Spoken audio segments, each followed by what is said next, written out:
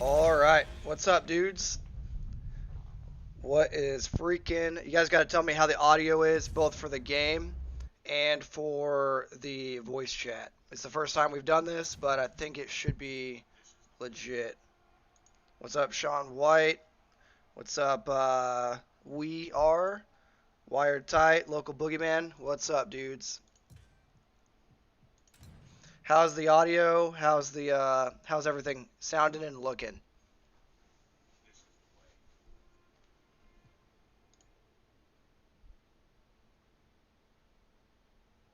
What's up, guys?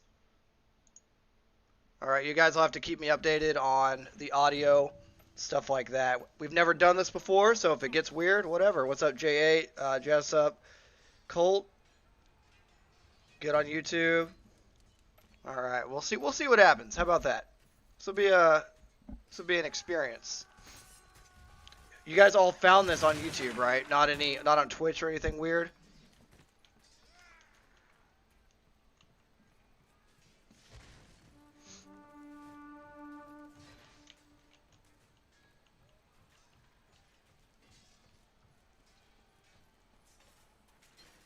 What's up, Metalhead? What's up, Chris? Go over here and help these dudes out.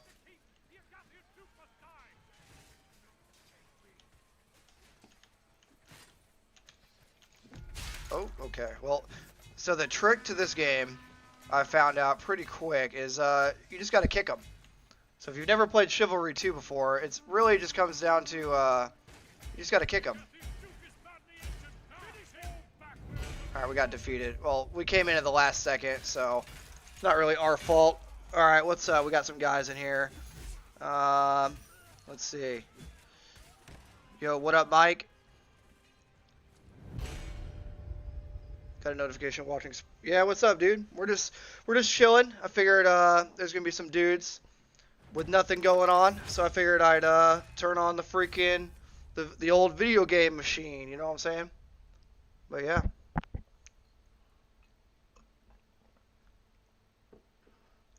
Guys, I freaking hit back and biceps today, and let me know in the comments, I guess. But freaking my forearms, dude, because the pull downs, right?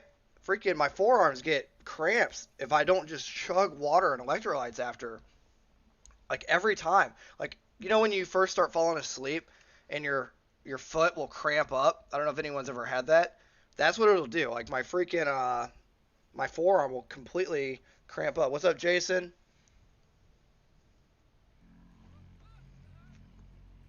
All right, got some of the OGs in here. I don't know. So I don't know if this thing is gonna pop up like a normal video after, but I guess if it gives you the option to like it. But I don't know. We've never done this, so. Oh, this should be crazy. Holy crap! Stop the convoy. All right.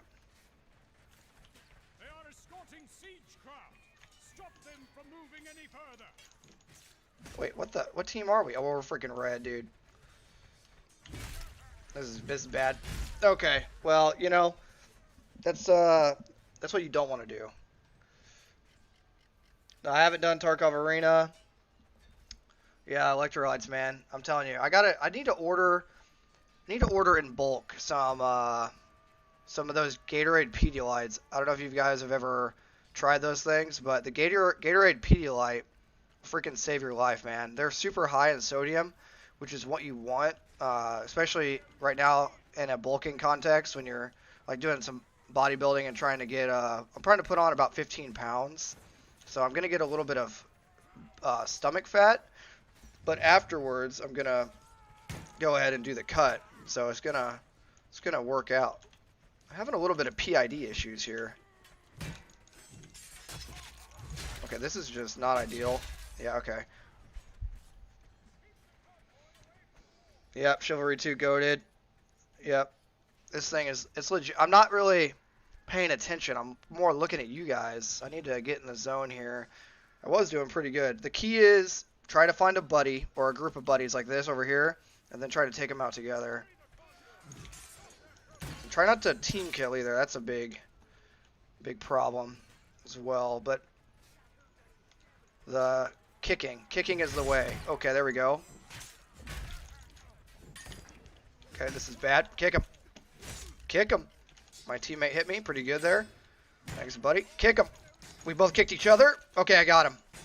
I got him. Okay, well, you know what? That's what you get, you know? Trying to invade our castle.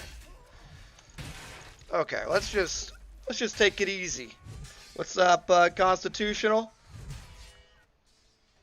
What up? How we doing? How we doing? Liquid IV. Bro, Sean, I'm glad you brought up Liquid IV. Dude, I need to try it. Dude, I think because giving up drinking, right? Because I'm trying to go just no booze freaking as long as I can. I think giving up drinking, I've just been leaning on coffee a little bit, like just something to drink, you know, something to do on top of water. Because typically I'm pretty boring. I'll just drink water, you know. Water in my Gatorade Pedialyte. This is bad. This is bad, boys. This is real bad. This is not what you want. So yeah, this is not ideal. Okay, what the freak? Okay, I kicked my own guy. At least it was a kick and not anything else. Alright. The doggone. Okay, let's just go back with the homies. Okay, got a good hit on there. What the? How is this dude not dead? Okay, this is bad. Boys, this is bad. Alright. Can I use a bow? Yeah, you can. You can use a bow. We like to call them archers, and archers are not based. If you're an archer, you're typically hated in the chivalry community. I have a buddy that if you log in to play with him and you pick archer, he'll literally disown you. So yeah, if you're an archer, no one really likes you as an archer, to be honest. Just executed that freaking dude. This dude has no idea what's about to happen. Yep, that's what you get for trying to take her. Oh my god! He has no freaking arms! Oh my god! He's got no arms! Alright, I'd say he needs a couple tourniquets. By the way, what did you guys think of the new video from today? The kit video? Or have you even seen it yet? I guess is another question. I would venture to guess if you're in here right now, you probably have. In Minecraft, you can never have too many Red Bulls.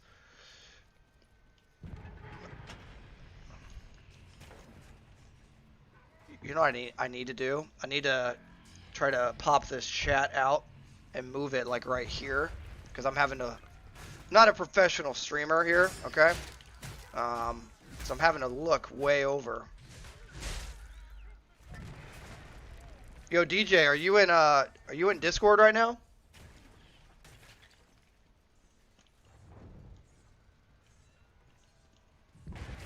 I don't know if it would work, but I was gonna say, DJ, we could do a private like call or chat if you're trying to chill. I didn't really hit up any of the OGs, but.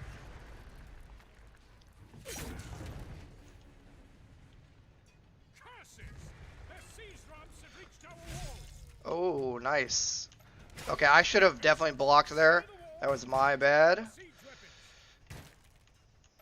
I'm so dead here. I might as well just attack the weakest link.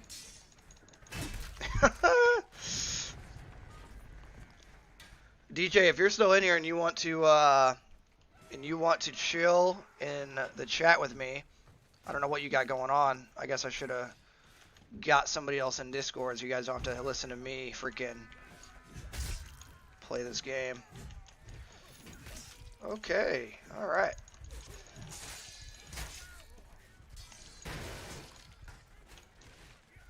You know, this is not ideal.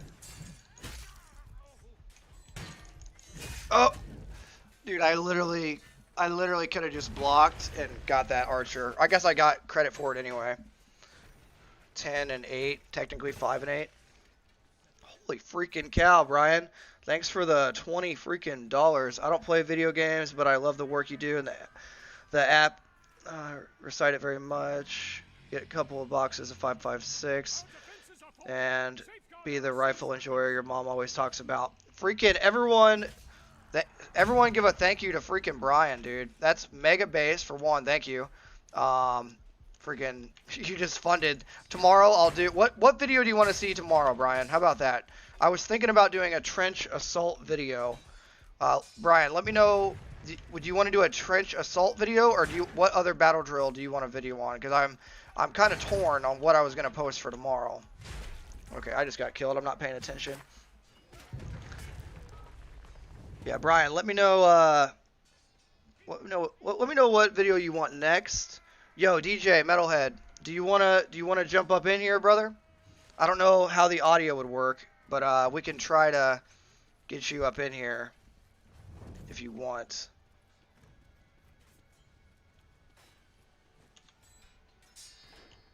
All right, I'm gonna configure you guys in a manner that I can actually read. Okay, I'm so gonna die here. Okay, well it's just gonna have to happen. I'm gonna configure you guys in a manner I can actually read here.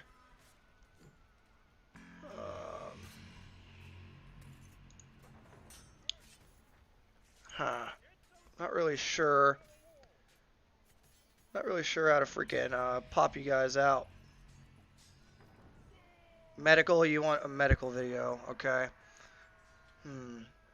Well guys, it's just gonna be a little clunky. Reading your guys' comments is gonna be a little bit freaking clunky. Yeah, DJ, see if you can log into your Discord and private call me. Like with a private call, and we'll see if your voice is coming through for the boys tonight.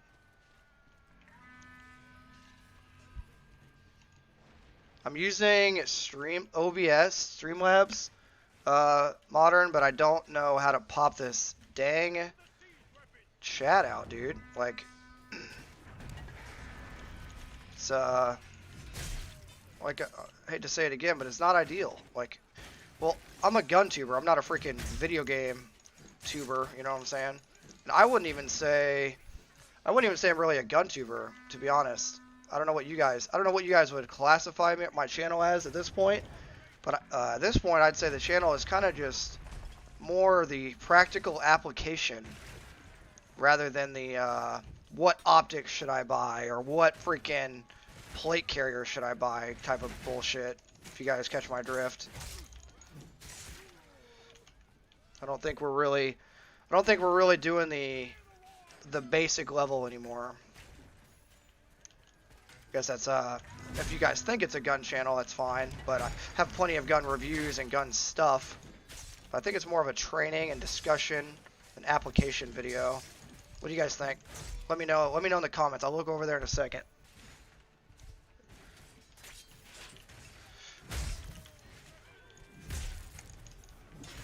Oh god, this is not ideal. Okay. Let's see.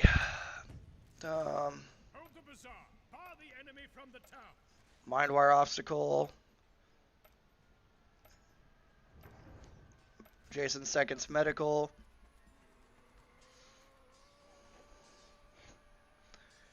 Soup. DJ is on YouTube. He has his channel. We just haven't been able to get him on the New Car Parks deal yet, man. Like, the thing with New Car Parks is it's whenever we get everyone in one room, it's like it's always short notice and it's always very reactionary rather than planned. I would love, and Outlaw and I have talked about this on the last stream, doing a regular, I need to pay attention, doing a regular freaking like planned thing where Outlaw and I sit down once a week and we just talk about whatever's going on. If there's, I guess kind of like the stuff that guys are curious about week by week, and just kind of do it that way. And then obviously, like, it's more fun to have all three of us in there, or now Gun Thoughts in there too, because then we get like more opinions and stuff. Oh no, this is not looking good. But yeah, that's kind of the way ahead. Work is going to be starting up pretty hot and heavy here soon, so It's just we're just gonna crank out as much stuff as we can for you guys, and whatever happens, happens, you know.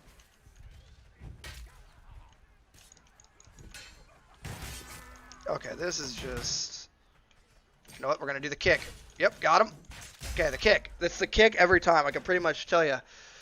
Tactituber, educator. Thanks, Jason. That means a lot. Educator. Yeah, I mean, I instruct at work, so it's pretty much the same stuff. Minecraft. Yeah, we're not actually going to play Minecraft. In case you guys didn't, you guys all know. The Minecraft thing is just so people don't think we're trying to start an uprising. You know what I'm saying? Just click him to mod him.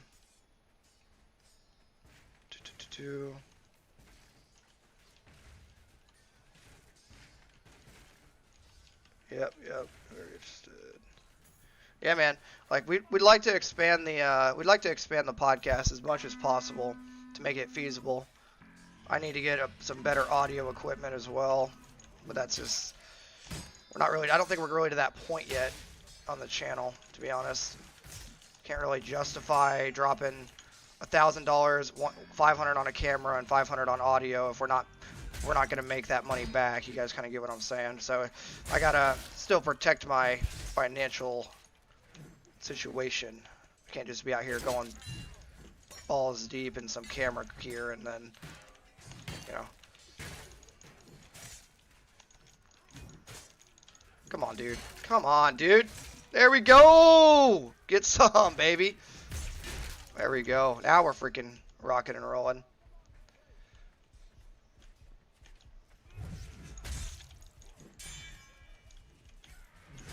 Okay, I'm sorry. Sorry for the friendly hit there. Okay, whoa. Oh my, oh my god. Their entire team just came out all at once. That's kind of how it happens, right?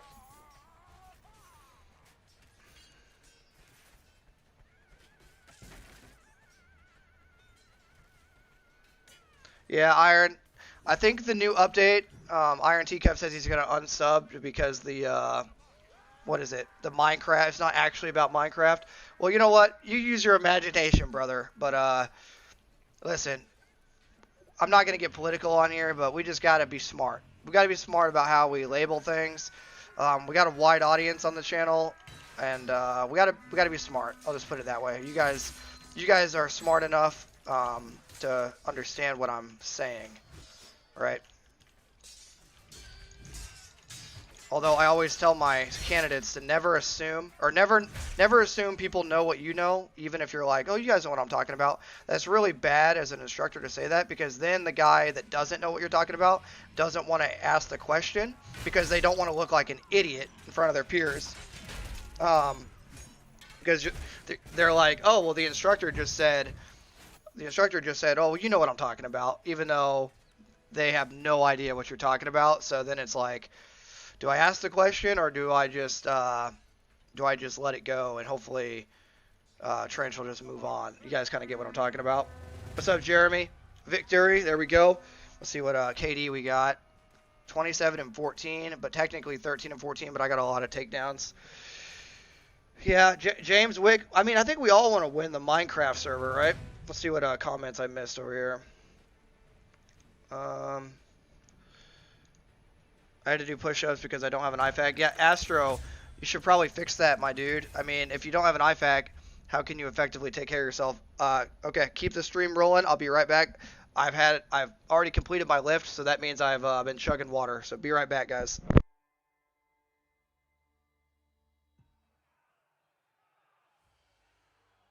The Siege of Rodhelm.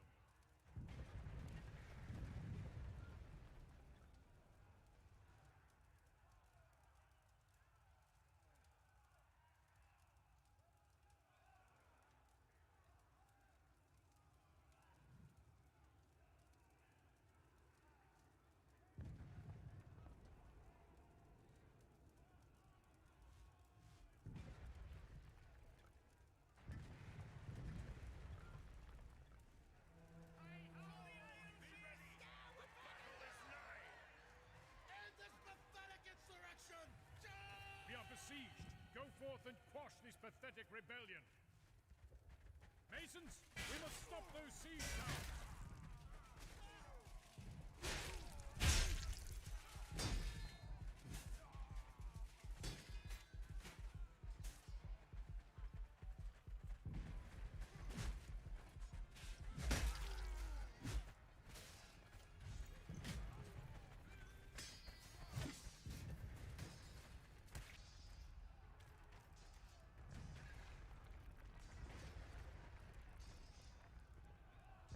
Alright, you guys got me?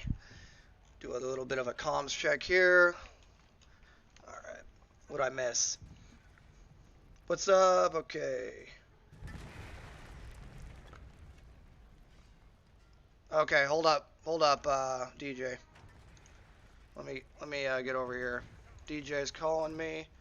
Okay, DJ, I'm about to call you right now. I am. Okay, you got me? Yeah, what's up? Okay, guys, do you have him? Howdy, howdy. Guys, let us know in the comments if you got DJ as well. I guess you'll see him before me, right, brother? Are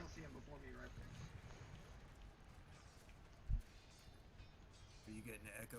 I am getting an echo. Alright, let me see here. Oh, you're gonna have to yeah, you're gonna have to mute your phone or whatever you're watching the stream on. No, well, I've got that muted, but it's my onboard mic on my computer, but I'm going through speakers. I don't use headsets, so I'll just have to toggle it. Okay, no big deal. Holy freaking cow, Jessup Colt, $30 freaking dollars. Happy New Year, bud. I found you through Risky. It's been cool watching the channel grow. Going to be hopping off in a bit, but working on catching up on the videos. You've been valuable perspective. Well, Colt, I just got to say, dude, that means a lot. And I'll tell you, everyone, give freaking Colt a freaking thank you or something, please, because you don't realize, just between that freaking donation, like that, like, I'm freaking motivated. Like, you guys don't realize. So we get, as a YouTuber, however big or small, you get typically 99.9% positive comments, right? You'll get 99.9% just awesome interaction with your community. And I'm sure DJ's had this too, where you're just vibing with the freaking boys. They want to see more. They got questions. You're having a blast, right? But then there's always the dudes. There's always the dudes that they're either intentionally trolling or they're just being a freaking douche, if you guys know what I'm talking about. And so hearing the OG homies freaking say stuff like that, that means a lot. So freaking, what do you think? Yeah, no, definitely. I mean, yeah, it's usually pretty positive feedback, at least on my end with videos and stuff, but you do every once in a while get those people who think that their opinion is the only one that matters, or that they think their way is the best, when it's not.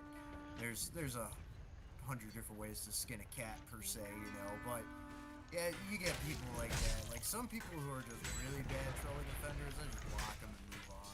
I don't even block them, because I think letting people see it, like, I think if I let people see the crazy comments, they'll literally be like, okay, clearly that dude is just insane. You know what I'm saying?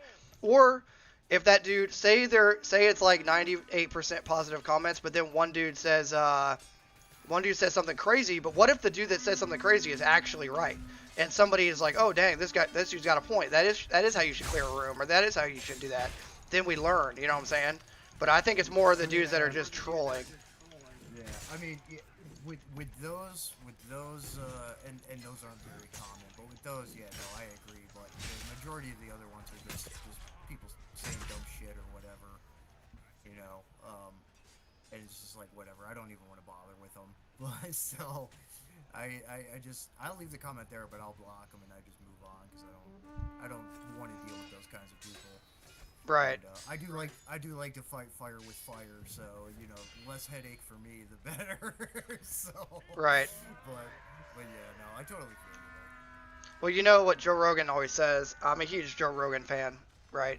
I just like the guests that he has on and the wide audience. That way I can expand my own horizon, you know, with different opinions, just to hear them. Even if I don't agree with someone's opinion that he has on, I can just listen to it and like, okay, I at least can kind of understand where they're coming from, but I don't agree or do agree. But with that being said, he's always telling people, don't read the comments. Excuse me, because it can ruin the natural flow of how that creator would want to put out information, you know? Yeah, exactly. I don't engage with those kinds of people, you know. Everything positive, or people that are actually, you know, relaying good information back and forth, you know, and things like that. Like, yeah, that's all good. I like that constructiveness, and I like that good contextual dialogue. But yeah, when it comes to people just straight trolling, yeah, just ignore them. They're not worth it. That's big thing there. Absolutely. Yeah. I'll catch up on. Let's see. Loud and clear, a little quiet. Yeah, I tweaked my mic volume a little bit. Hopefully that Okay. sounds a little bit better now. I guess in case this video does go up as a permanent video, because I've never done these before, if you want to introduce yourself, DJ, for those that don't know you, and if kind of tell them where your channel's at and everything. Sure. So, DJ, my channel on YouTube is DJ the Metalhead Mercenary. I am a Army veteran, Army infantry veteran, so from 05 to 08, and pretty much since then I've been working as a security contractor in various capacities, to include private military contracting, PMC contracting on the Worldwide Protective Services contract and Federal Protective Service contracts, as well as working as a consultant, senior advisor, and in executive protection as well. So various roles like that. Big into firearms and stuff. I've got a couple of buddies that have SOT businesses, so we get to play with machine guns from time to time and stuff, and do all that kinds of stuff. Apart from all my work in the industry, and just sharing that tradecraft knowledge. Apart from stuff involved with products that I use and test and things like that, and also a musician and artist and stuff too. So I do a lot of stuff in the metal music scene as well. So my channel is a giant hodgepodge of different things. So I don't just do one type of media. So it keeps things interesting for me, and I just kind of show the things that I really like to do, apart from what I can provide in tradecraft and fieldcraft and otherwise, based on my experiences and stuff to the community. And yeah, meeting Trench here and a bunch of other buddies. I made a prototype Risky Recondo rig with Risky Frisky. We're still trying to get it to market. Done a bunch of stuff like that. So just Modern Frontiersman's in here. I've done a podcast with him. I've done stuff with Blind Titans in here. Done it, just connecting and just meeting, making friends and networking with really good dudes in the community and making friends and everything. And it's been an awesome time. So I just finally hit like 1.11k subscribers or whatever. So getting to that cusp where I can actually finally start doing some more substantial things with my channel too, so putting more time into it. Right, I think the biggest thing, because I had no idea you were a YouTuber, and you can confirm that probably. The biggest thing the reason why, like, we've had many discussions. DJ and I have had a lot of discussions, just in Discord, chilling at night, and we have a lot of common ideas. And I think the biggest thing to get out of that is DJ has a lot of experience. He's a good dude. He's a genuine dude. So if his I guess content and his background appeals to you and you want to support him, just consider just checking his stuff out. If not, that's whatever, but hey, it's just an option, I guess is what we're saying. It's just out there, something to consider. So dude, Yeah, while you for were sure, talking, yeah. I killed like 10 freaking dudes. It was wild. Yeah, I got another buddy that plays Chivalry pretty good. We've had some really good talks and coming from the Army side and stuff. And I really like what you're doing with the recent content, with all the doctrinal board stuff and everything. Like that's the important stuff that people should be studying up on. Apart from other stuff that's being put out there by other people. Like, yeah, it's nice seeing all these videos on the next new shiny thing in the tactical industry and everything, but at the same time, like, you gotta work on your basic warrior skills, you gotta know the fundamentals, and you have to practice them. As you and I both know, repetition. The only reason people are professionals is because they've mastered the fundamentals and they do it ad nauseum. So Exactly. that's something that people really need to get across into their heads, We just have really good talks, and it's we've made a great community, so it's really cool.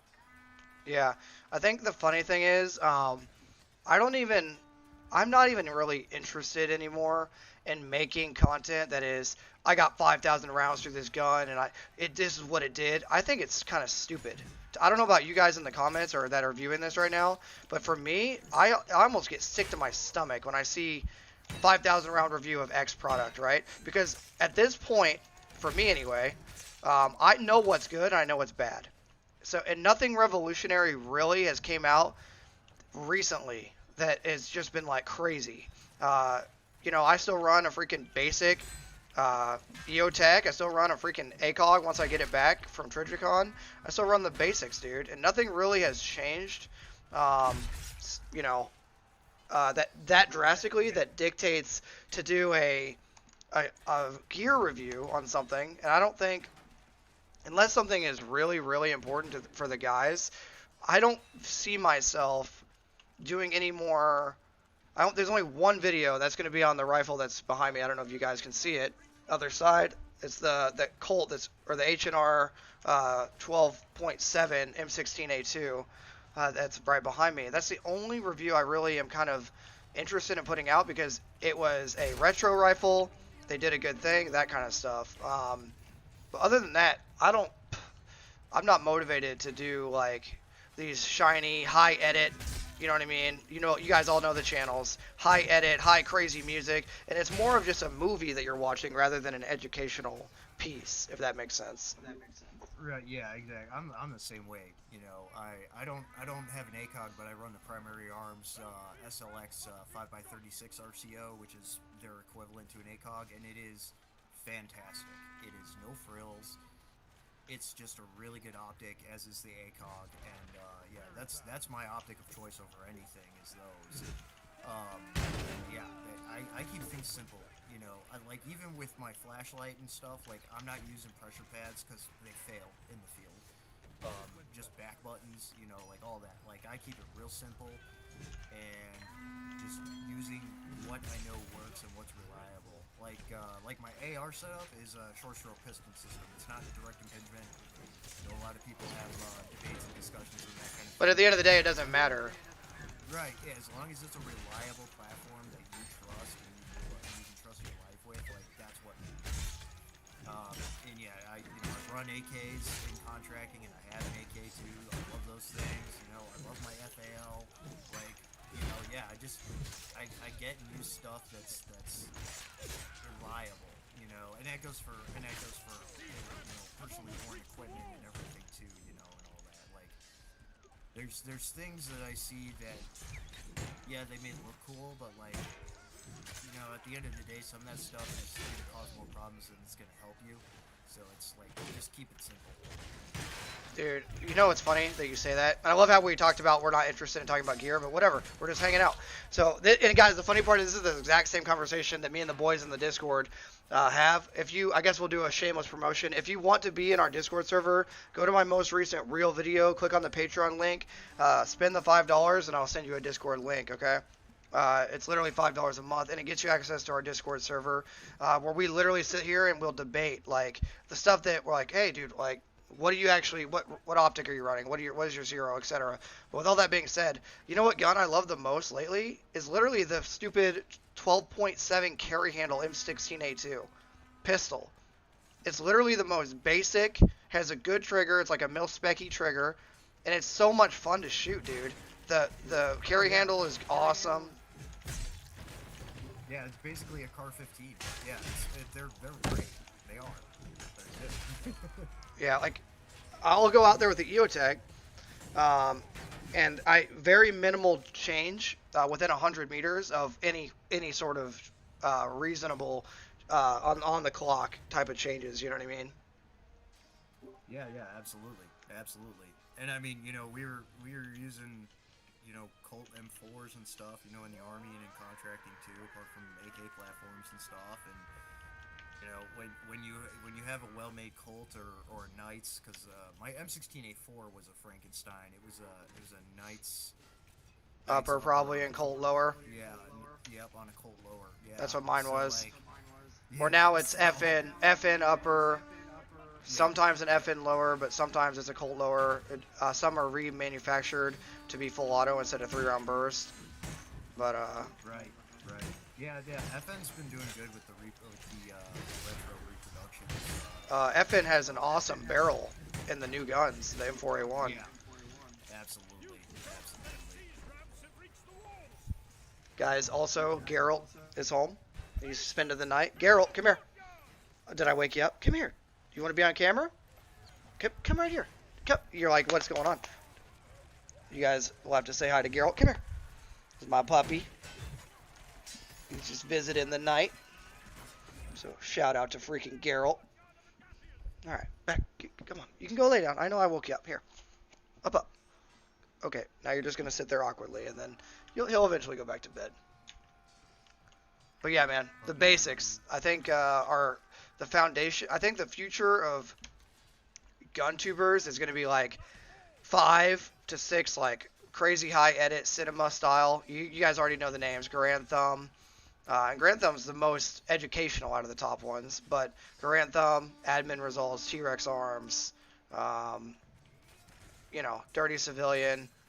You guys know the channels. Those are all like super high edit, awesome music. It looks like a movie. You know, you do get some good information, but it's not what literally like what I'm gonna be making is almost the exact opposite. Like, okay, you have your kit, let's use it. This is how to use it, right? So. Yeah. I would say we need a mix of both. I agree. So honestly, I think some of the best videos like Garantha, like some of the best videos he's done are his seer videos, like the Deadly in the Mountains and Escape and Evasion stuff, because that's his forte.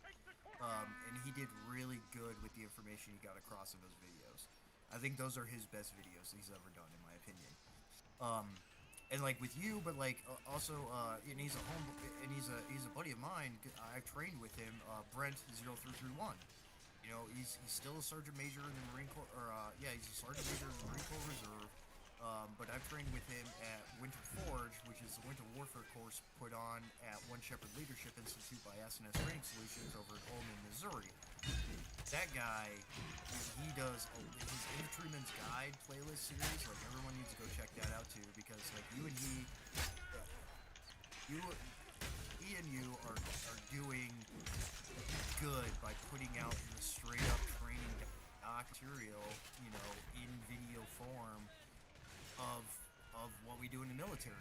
From him on the Marine Corps side and you on the Army side. It's the same stuff. It's just my bad. Yeah. It's just our squads are typically 9 to 12. Their standard squad is typically 12, and they'll have attachments on that. So we just have a little bit different. Their squads are built up to be able to do things by themselves, where ours are a base thing and you attach to it. Right, exactly. Yeah, and then break down the fighter teams from that and everything. Yeah, so there's some of the only differences, but like doctrinally otherwise, like there's a lot out there. And then also Dr. Christopher Larson, who founded it, is in charge of the One Shepherd Leadership Institute. He does whiteboard videos too. And between him and you, I mean, the whiteboard stuff is just fantastic what you guys are doing. So those are some other guys like. And again, they're more on our side of the fence with the videos and stuff that they're doing. It's not real high, high fancy camera, cinematic stuff. Although Brent does some themed short films from time to time, but he's mostly geared towards the doctrinal stuff and camo tests and everything. And I'm in the same boat with you guys there. So. I do that kind of stuff, I'm not in it, I'm not writing a script, unless I'm actually doing a short film, I'm not going to write a script, it's knowledge off the cuff, it's the information that needs to get put across on whatever it is, piece of kit or otherwise, or discussions, whatever, and just doing it like in a much more plain and realistic context. Because that's the necessary stuff for people when it comes to the information and production side of things, Yeah, like I'm gonna do a class on how to camouflage yourself and your equipment. Literally, I'm gonna talk about how to put on face paint, how to paint your rifle. Well, I already have a video on how to paint your rifle, but I guess I'll have to paint another one. how to paint your rifle, how to actually apply vegetation so you don't poke your eyeballs out, etc. How to actually break up your silhouette. Stuff that, like, there are videos out there. There are big YouTubers that have these, but not all in one exact, like, spot. Okay, like, I'm going on a patrol. I'm the Bravo team leader in a squad element about to conduct a raid.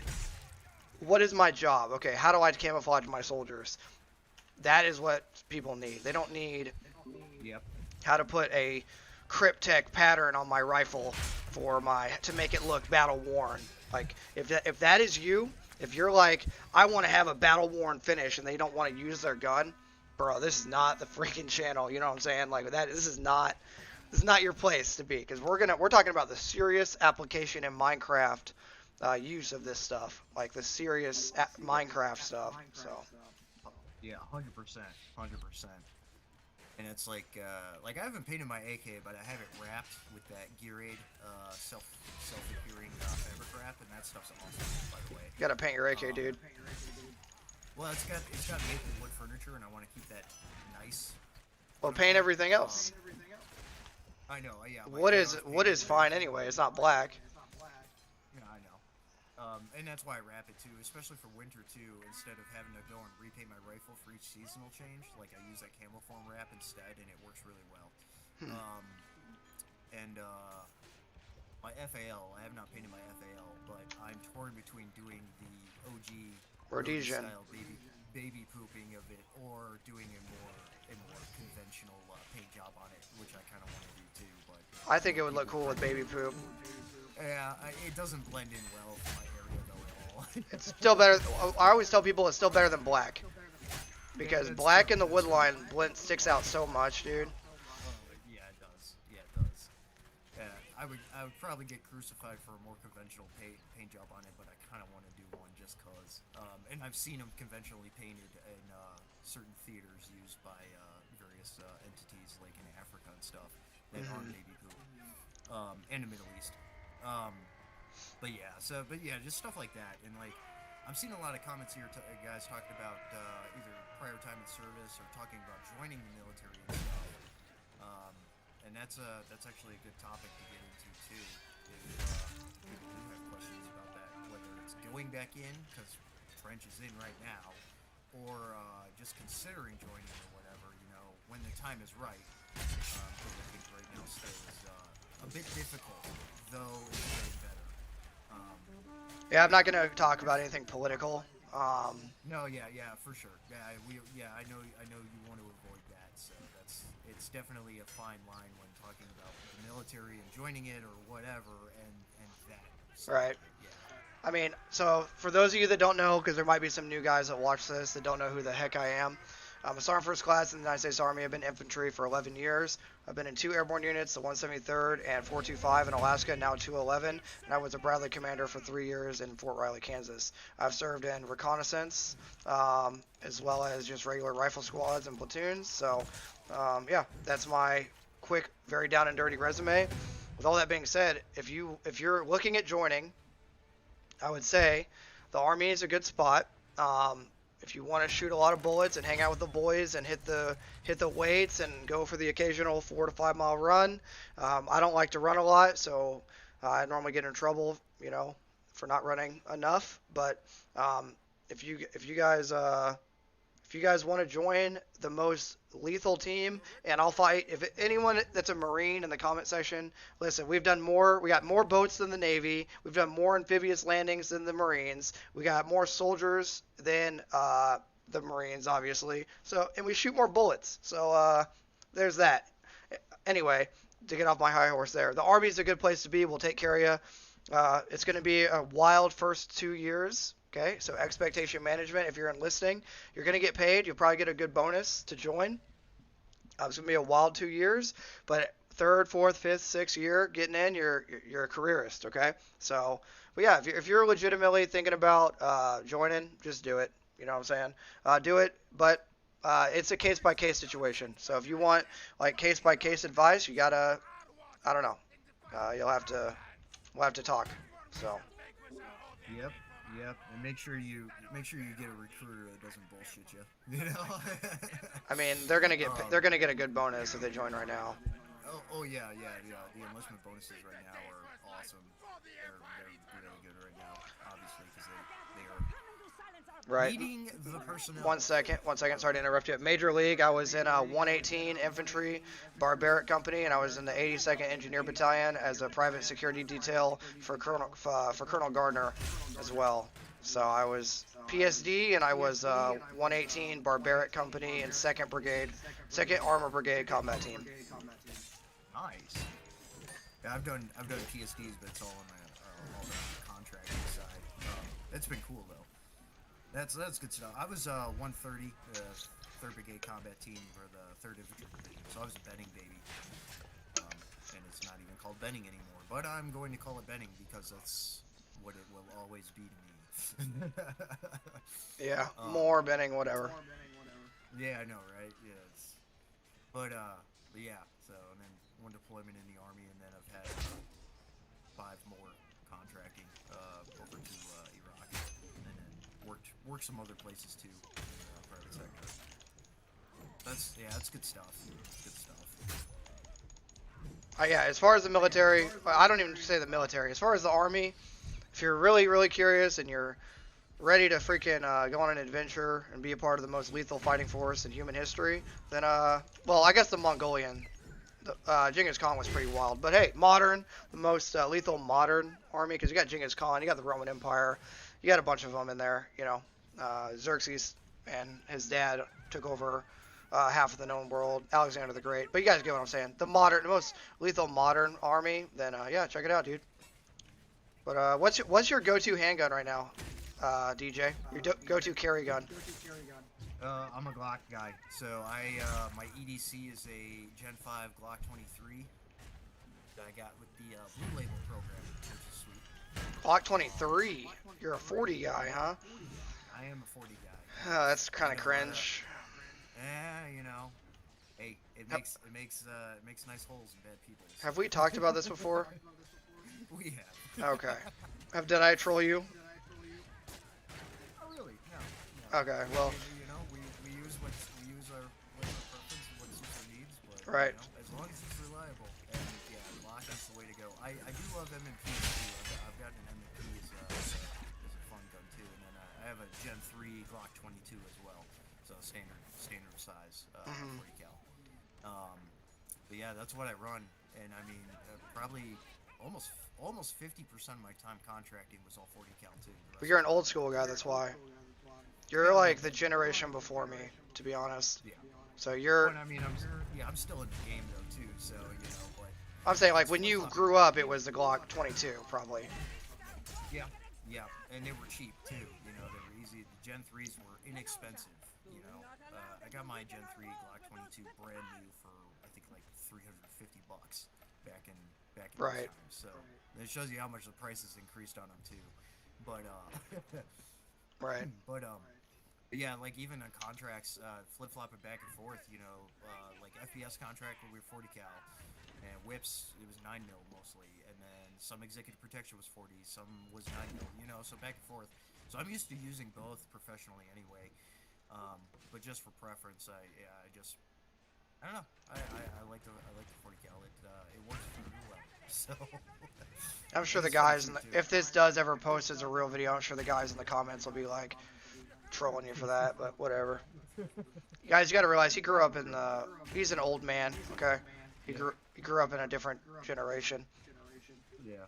I just had my birthday. I'm not quite 40. I'm on the short side of 40 though. I'm only a couple of years away from that, but yeah, well, they'll understand what we're saying. Oh, yeah, they'll get it. I'm not a boomer yet though. You're getting there, dude. I'm getting there. You're like a year or two away from officially hanging up your young man stuff. Getting the over the hill mode, yeah. You're getting there, brother. I'm getting there, but still in the game. So, and I stay very active. So, and that's another thing for everyone out there. You know, stay active. Go outside, go hike, go ruck, go train. You know, trench is big on hitting the gym. I don't have a gym membership. I go out into the you gotta get one. My buddy and I do a lot of like log PT and stuff. And, it's not the same, dude. You can make it. Name a professional bodybuilder or power or strength trainer that got big that threw logs. Ivar Bjornsson. Yeah, that dude was All the naturally Icelandic guys. that dude is All the naturally big. Icelandic guys. They lift weights as well. Well, they do. They do. But what I'm saying is you gotta to get big, you gotta get serious about it. I won't get on my high horse about it, but my audience already knows how I feel about weightlifting. And I agree with you. You have to be serious and proactive about it. So, in whatever manner that it is that you do work out, you do need to put in the work and be serious about it. Absolutely. And I'm on the board. I'm on the same page with you about running too. I hate distance running. I do a lot of sprinting and interval sprints with incline and things like that. You know, I like doing that a lot more. Distance running. Last 8K I did. You know, I started sucking near the end of it, but you know, that's like 5.5 miles. But I did it well with just a little Camelback Mule 10 pound bag pack on. You know, the little hydration pack with about 10 pounds in it. And I did 8K in like 55 minutes, 8 seconds, give or take, which is pretty good for me. So. Like running group in the military, for those that don't know, you know, you have different brackets of time for run speed for 2 mile and stuff. And A group is fastest, B group is a little bit slower, C group's a little bit slower, and whatever. But once you're in B, A group, or whatever, you can't move back in the other run groups, or at least that's how it used to be. I would do the ACFT now. You know what's more important than running is being able to be functionally fit and strong. Yes, I agree 100%. Absolutely. But yeah, like back when I was in and stuff, yeah, once you were in that fast run group, you couldn't get out of it, so you just had to full bore all the time, and that sucked. Right. So, but there are things I really like about the ACFT that weren't in the old APFT and everything that I do like. I think honestly they should incorporate the obstacle course runs into the ACFT. I think that would make it nice and comprehensive, and somewhat functionally practical to apply as well. You know, navigating over walls and things like that, because we did that a lot on deployment. Now we still have obstacle courses. Yeah. No, I know you do. They're not part of the APFT. You know. No, it's a pass or fail. You can only fail 1 out of every 5 obstacles, or you're a no-go. So. Sure. Okay.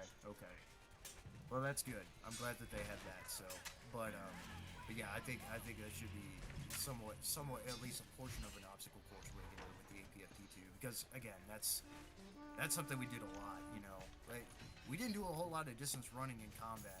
You know, I think farthest was 400 meters in a combat environment. What our guys don't realize is you just got to be able to patrol for 8 to 12 hours. You know. And that's really what it's going to be. Yeah, dealing, you know, with 120, 130 degrees heat, you know, desert heat. For me, it was the opposite. I've never been to Iraq or Afghanistan, so for me, it was just all Eastern Europe, freezing your butt off. Yeah, well, and I get that at home here too. Yeah, because we get extreme cold here and everything, so I'm used to that too. You know, even with multiple deployments to the Middle East, I'm still not used to the heat, so yeah. I much prefer the cold. Yeah, my carry gun, I guess to finish that discussion, Staccato C2 mainly, but like I'll take the Shadow Systems Glock 19 equivalent out. I'll take the whatever, you know, the Glock 19X out. Glock 43X, I'm not picky. As long as it's got the name Glock or Staccato on the side of it, I really don't care. In 9mm, of course. Yeah. Have you got an MMP?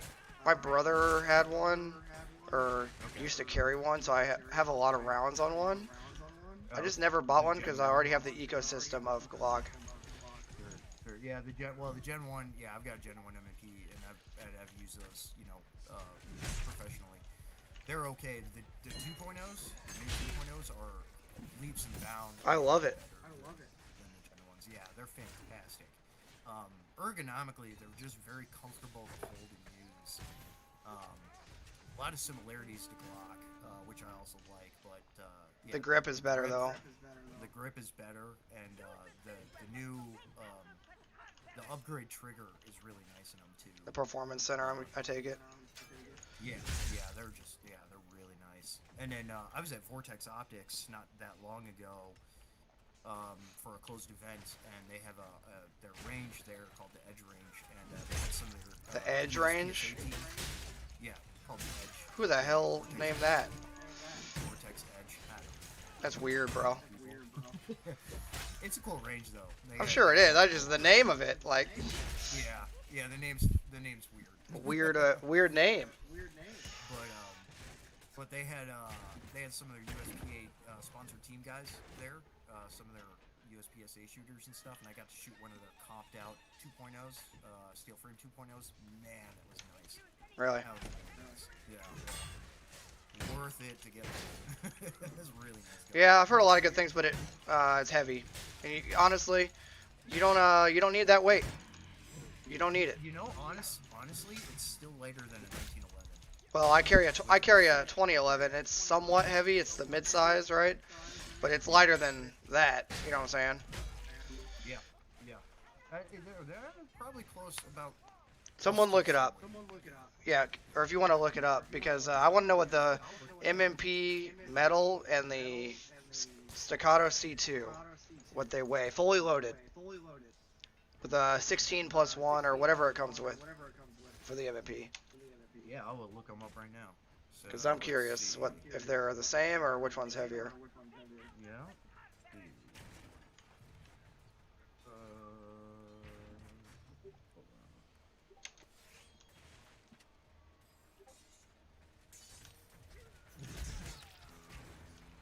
Oh, really? It's gonna give it to me in grams? There should be a way to find ounces. So, so the MMP metal frame is 29 ounces. What's grams to ounces? Oh my god. 29 for the MMP.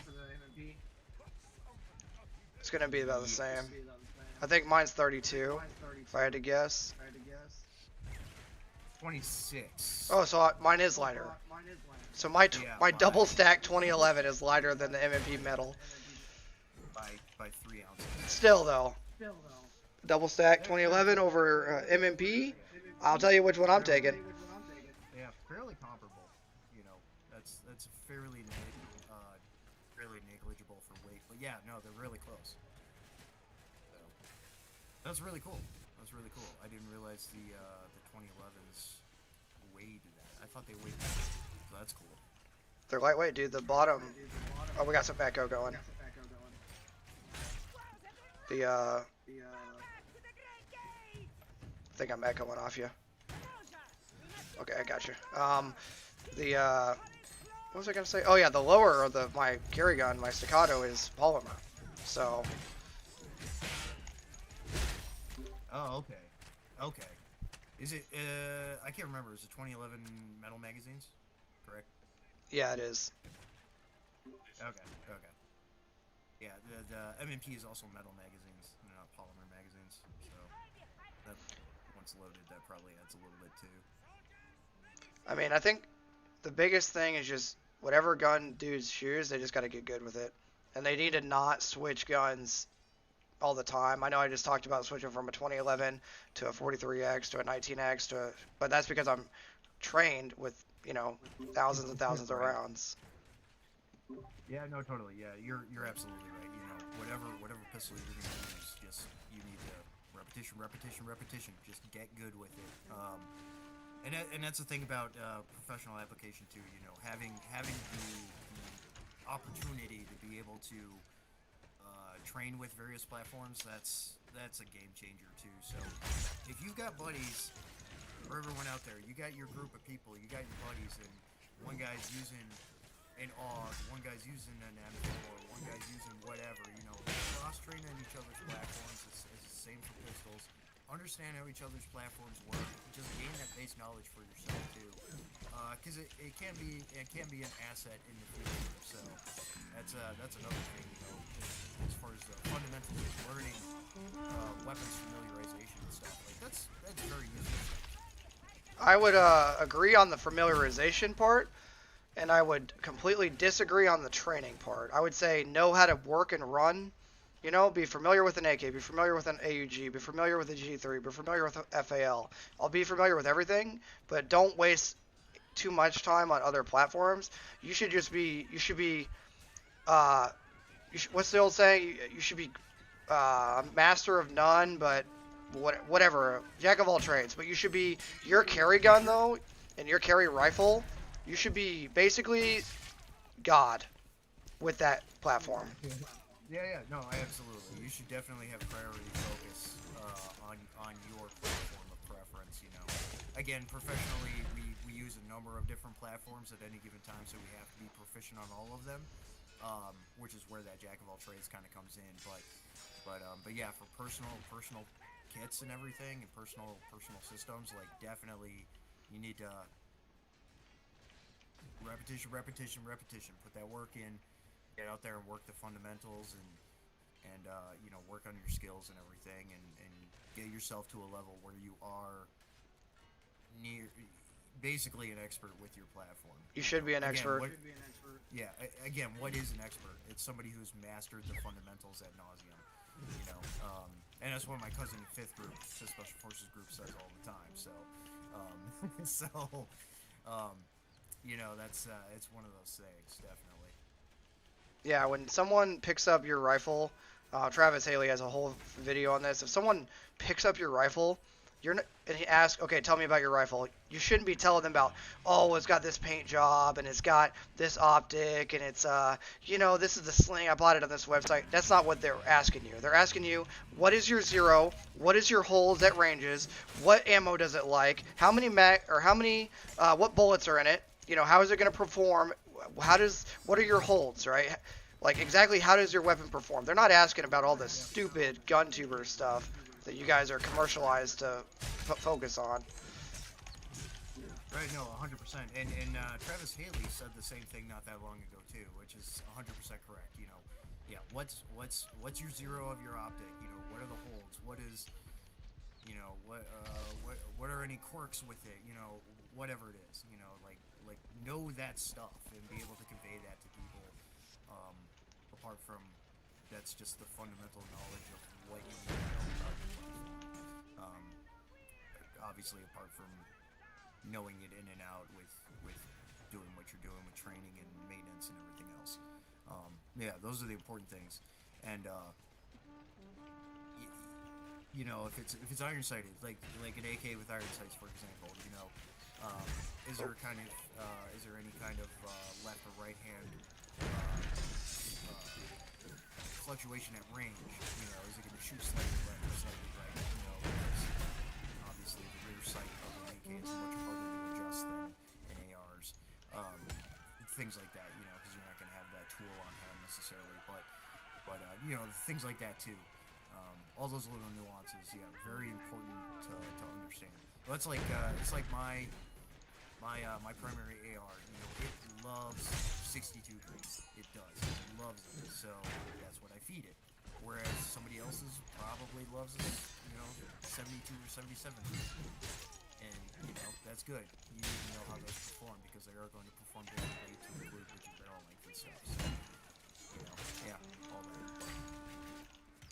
One note on AR front sight post, right? You do not need a front sight post tool.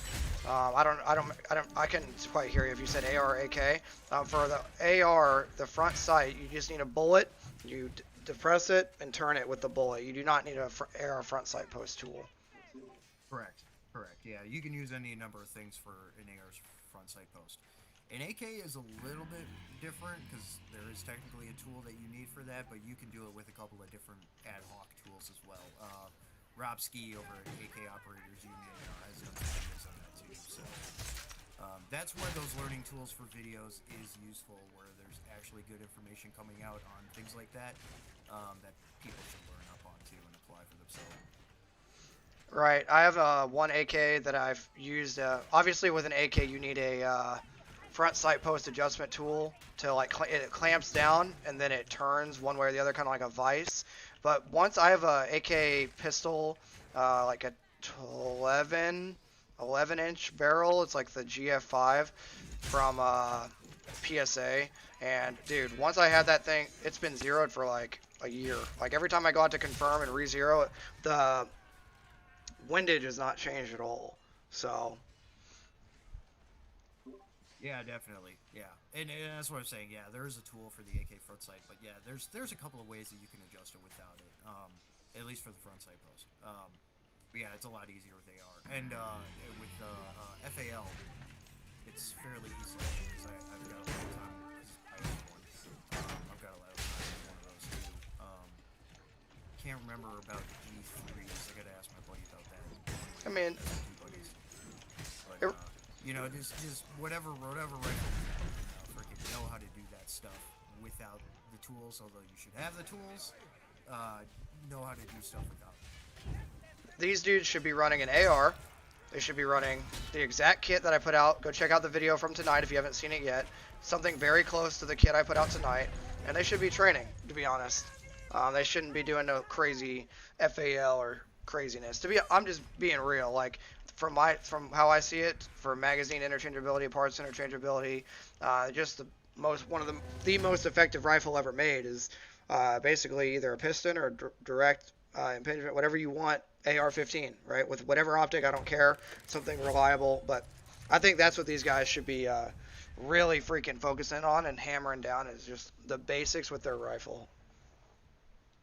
Yeah, no, definitely. AR being the most common platform in the United States, that's definitely a good option to go with. You know, it does come down to preferences. Somebody is adamant about using an AK platform, okay, but same thing applies. Because weapon manipulation and functional mechanics and everything are different. So you got to be working to get to that level where you can damn near field strip the thing blindfolded and stuff like that. You know, like just all the training that's involved with that. But AR is a great platform. Yeah, whatever style it is, you know. And other platforms that are similar, be it a Jackal or a Faxon ARAC 21 or whatever it is. Just know your platform intimately, and you know, be training and applying it to be an extension of your body, basically. You know, and you know, we freaking sleep with our rifles and everything, you know, in the military and that. Like, they're rarely away from our side, at least on deployment and stuff. Like, they're always with us.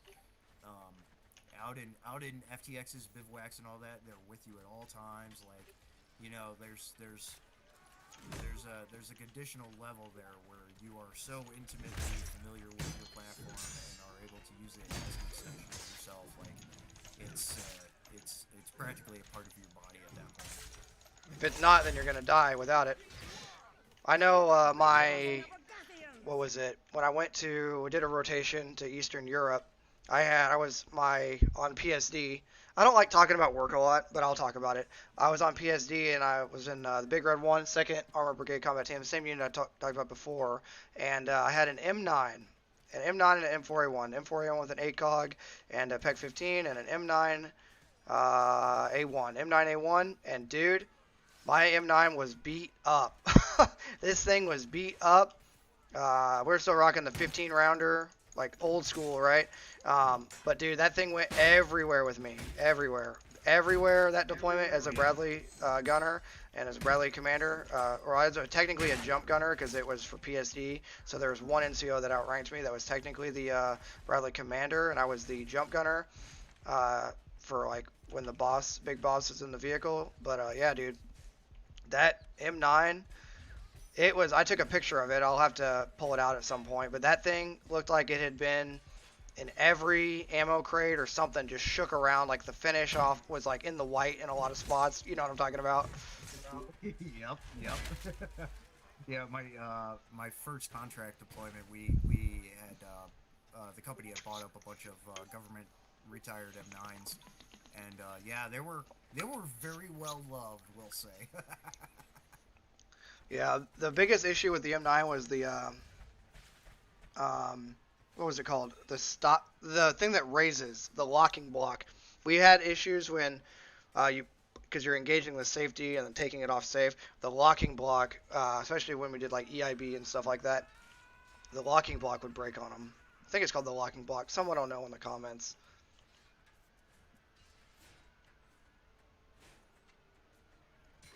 Yeah, that would happen. That would happen sometimes. And with the first generation MMPs, it was like that too. We had some weird issues happen with the company provided MMPs that we were using. Polymer frames obviously were not as good as Glocks, so some of those would crack. There's also this like saddle piece of plastic that the barrel sits on. That's part of the inside of the lower frame, and those would shear off sometimes. And then actually some of the slide catch release bars sometimes would shear off. This is just some weird QA QC stuff that was going on with those. So yeah, I've experienced some of those problems before. Very interesting, that's for sure. And I'm seeing some comments here, so there's some good comments here. Major League Minuteman says, how you gonna crossload if everyone does their own thing? That's a good point. Everyone should be on the same page within your group, your mag or whatever. If they're not, everyone needs to have enough ammo and magazines for themselves in their sustainment. Is it better to be able to cross-platform? Yes. But if that's whatever they have, or whatever they're preferring to use, they better have enough for themselves. And then also take into consideration battlefield pickups too, because that is a thing. That's a good point. I'll actually go against you on that. I mean, it's very variable, you know. From my opinion, if you're not in my group, if you're the dude that's like, I'm gonna run a FAL because I like it and I'm better with it, it's what I inherited or it's what I have because I'm whatever my financial situation or whatever the case, right? I'll tell you right now, you're a liability to me, and unless you're rocking a staccato in 9mm or a Glock in 9mm and an AR-15 chambered in 5.56, obviously, you know, chambered in 5.56, but I think you get what I'm saying. That's you're not in my group, you know. We're not gonna play games, you know. Yeah, it can be problematic, absolutely. And even in contracting, it was like that because like a couple of my deployments and stuff, like we were using a mix of stuff. Like some dudes had AKs, and I was what was called a trunk monkey, so I was like a rear gunner in your SUV and stuff, like out the back, or I was up in the turret or whatever. So sometimes I was running a PK or a saw or whatever, apart from my rifle and my pistol and stuff. And but some guys had AKs, some guys had M4s and stuff. It was a mix of stuff.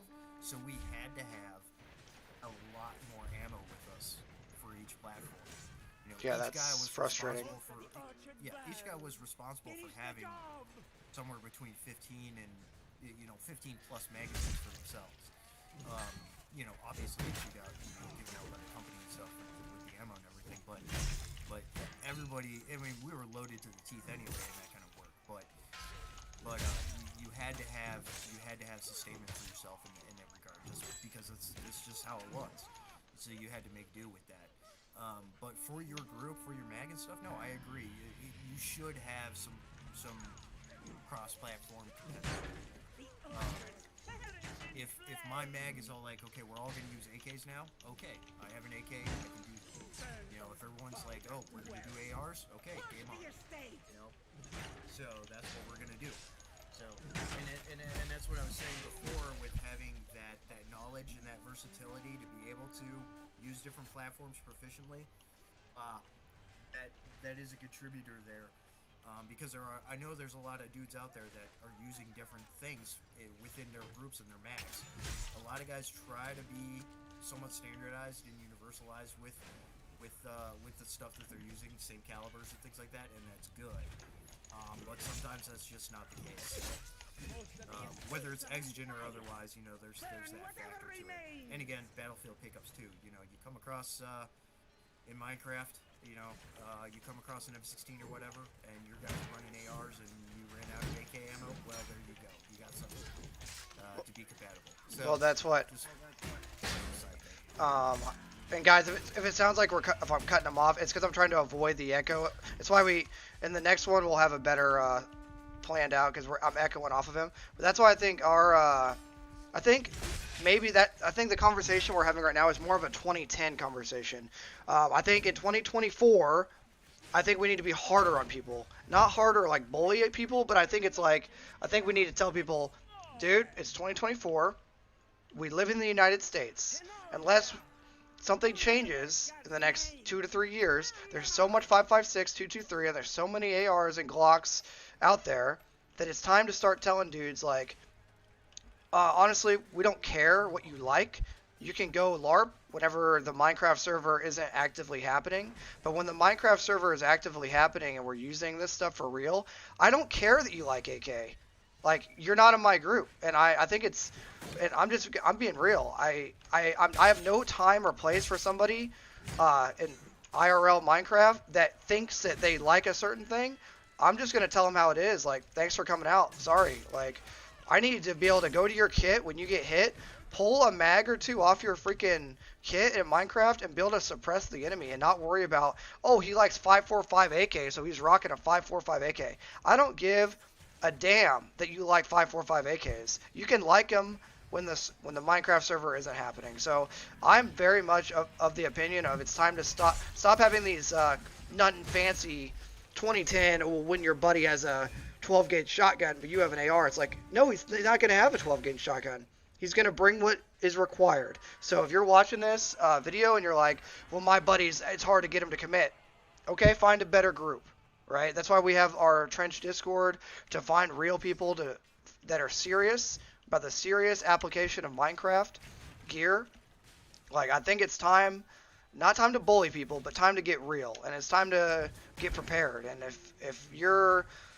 it's a good question because it got us talking about it, but I really think we got to get more serious. Everyone, 9mm, either staccato or Glock, and everyone with 5.56, or if for some crazy reason everyone has 7.62 for some reason, and everyone has AKs, short barrel AKs like 11-ish, 10-inch barrel AK, and that's what you guys have chosen to run, then every single member of your team or squad has to have the Glock. They have to have whatever gun you've chosen. And when a dude shows up for a training day or whatever, and he's got some weird stuff, you just got to be straight up with him. Hey, dude, I'm glad you like that. Like, you can do whatever you want to do. You're a grown man. But when the Minecraft server goes up, this is what we're doing. What are your thoughts on that, DJ? I agree. I do agree that there should be an active move towards cross-compatibility and standardization for your group with the platform that you're using. I think that is important, logistically and again for operational continuity. That is very important. Just keeps less headache away, and just everyone's on the same page, and things can run better, and you can actually support more adequately. So it is something I agree with. It's just there are exigent circumstances is all I was getting at. Otherwise, no, you're right. If you're overseas as a contractor and you fall down on a bunch of typically 7.62 AKs or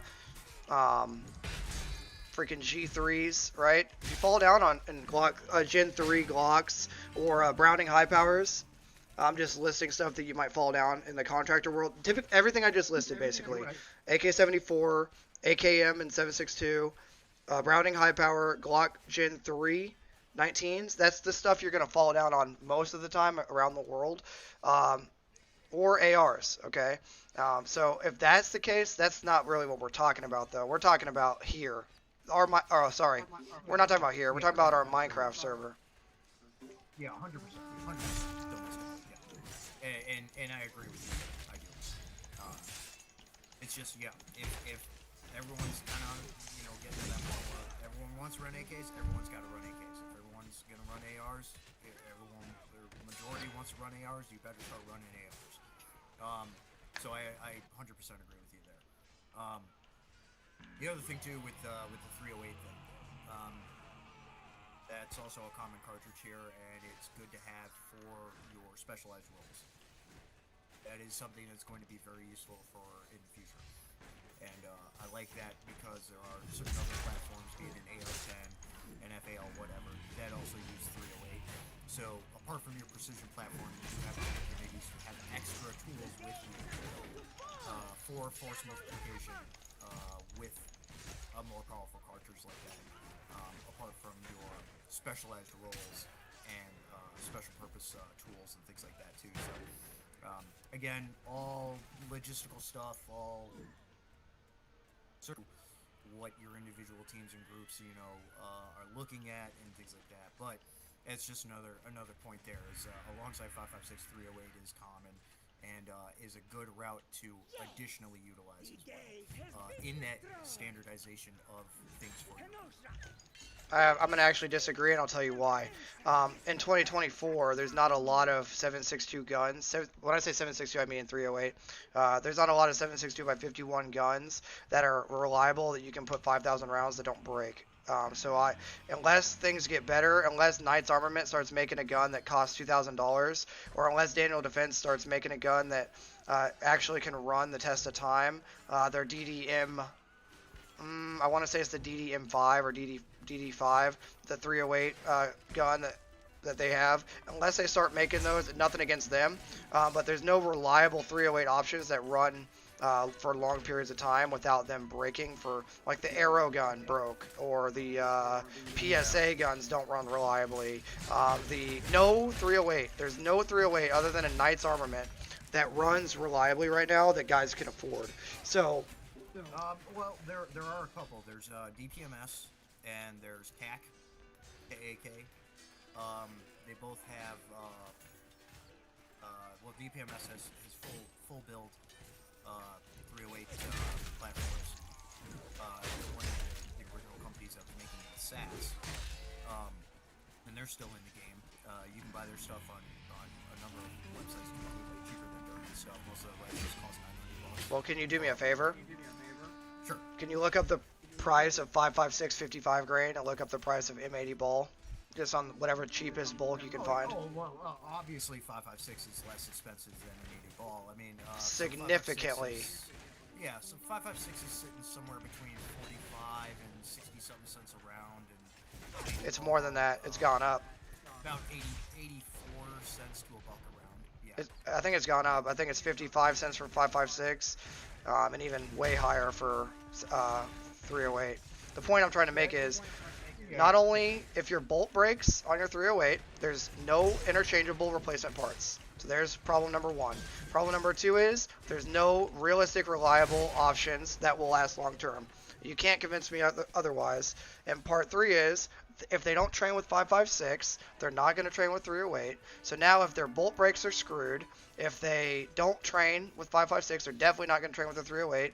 And most of these guys, if they're anything like me, they can afford to go out and sling, 600 rounds of 5.56, in a range day. But it's going to be some days that, right now is kind of expensive to do that.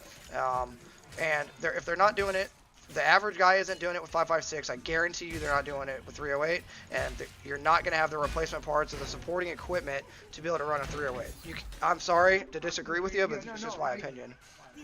No, and I understand that, and that's why I said, especially for a 308 platform, it is going to be a more specialized role purpose, a more specialized purpose and role type of platform.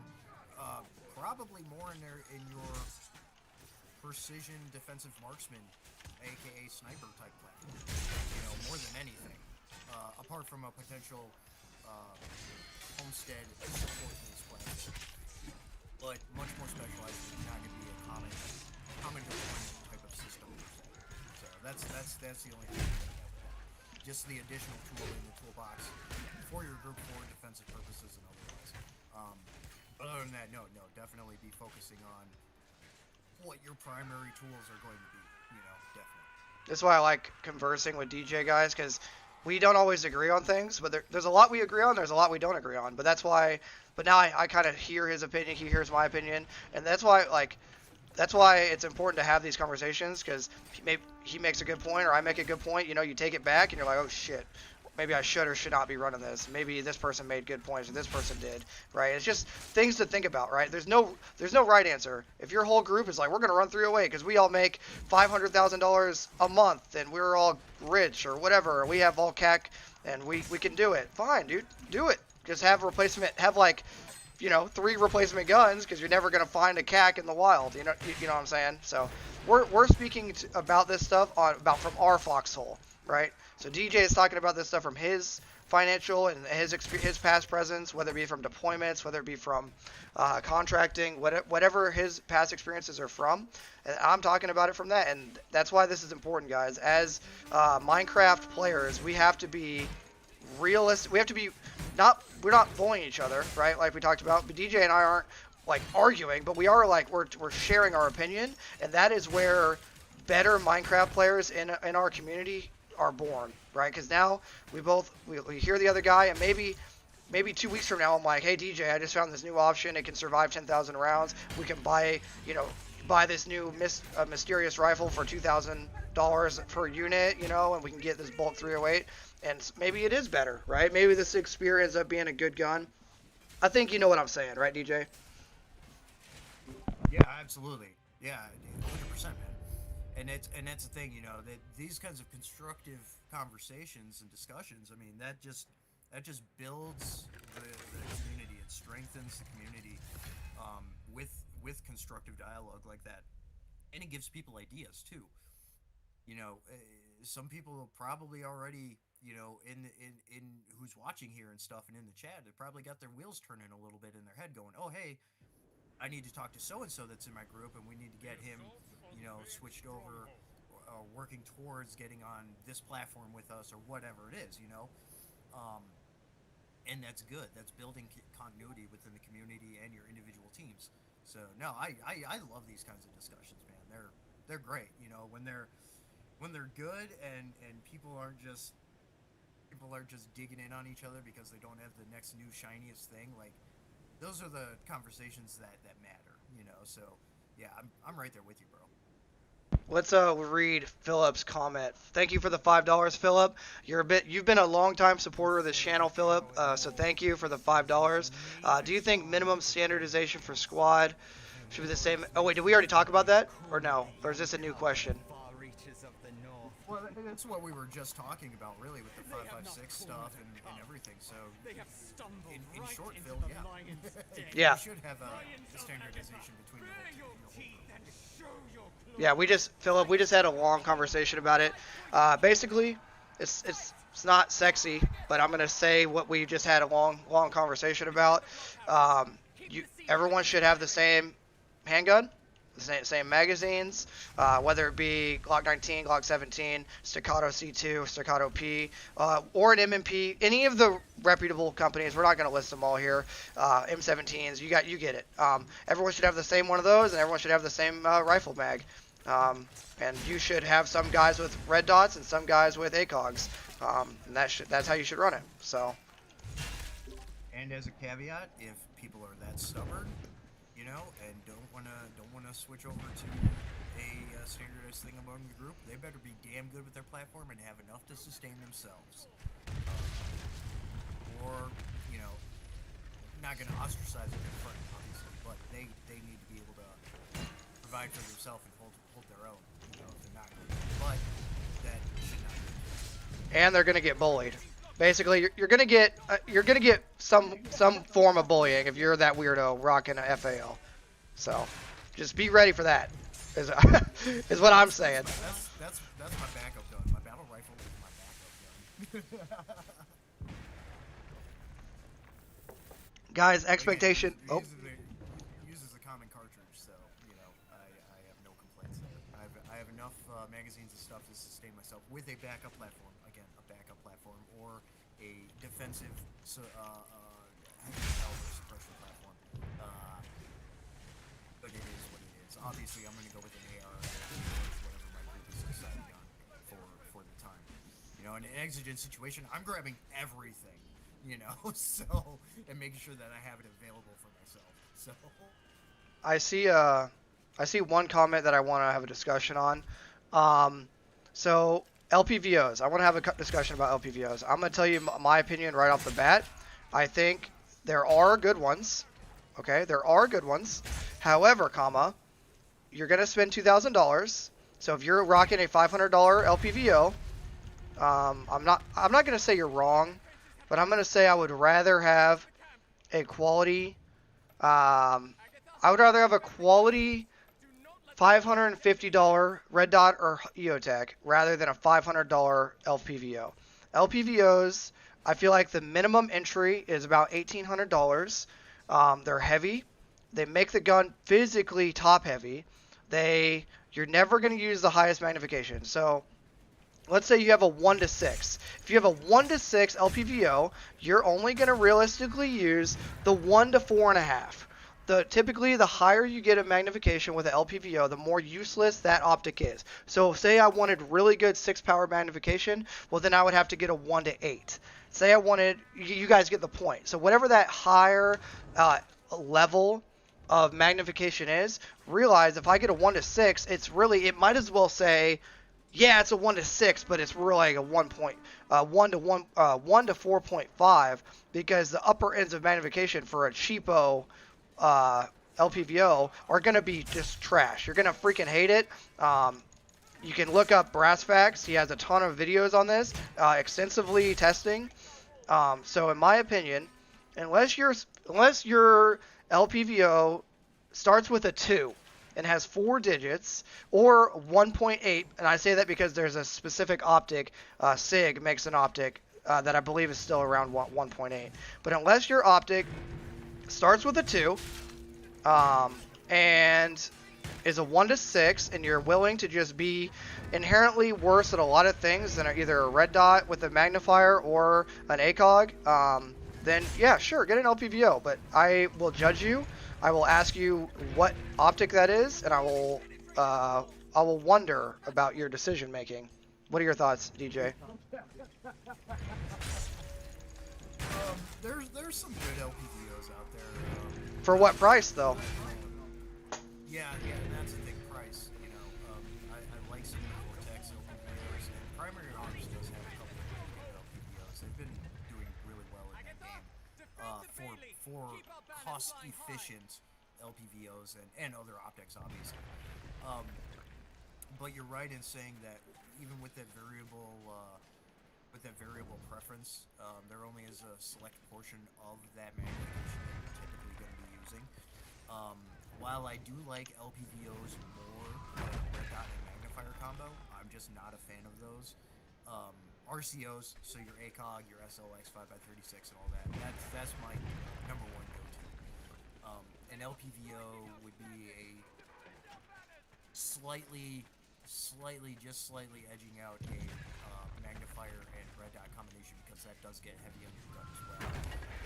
And it takes a lot of getting used to over just having more immediacy of a scope type optic instead of having to deal with 2 different components.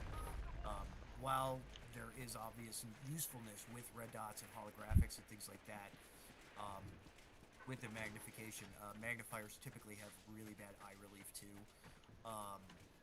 and they you have limited field of view and things like that, where it is marginally better with an RCO like an ACOG or SLX or an LPVO to the magnifier on red dot. So there's just some of those factors that come into play there too. But use whatever you like as long as you're proficient with it and it fits your needs and stuff, and go for it. But that's just for my side of the table there. No, we're here to bully them. Listen, guys, listen to me. I'm gonna be real with you, okay? Okay. On 3, DJ, we're both gonna say it out loud.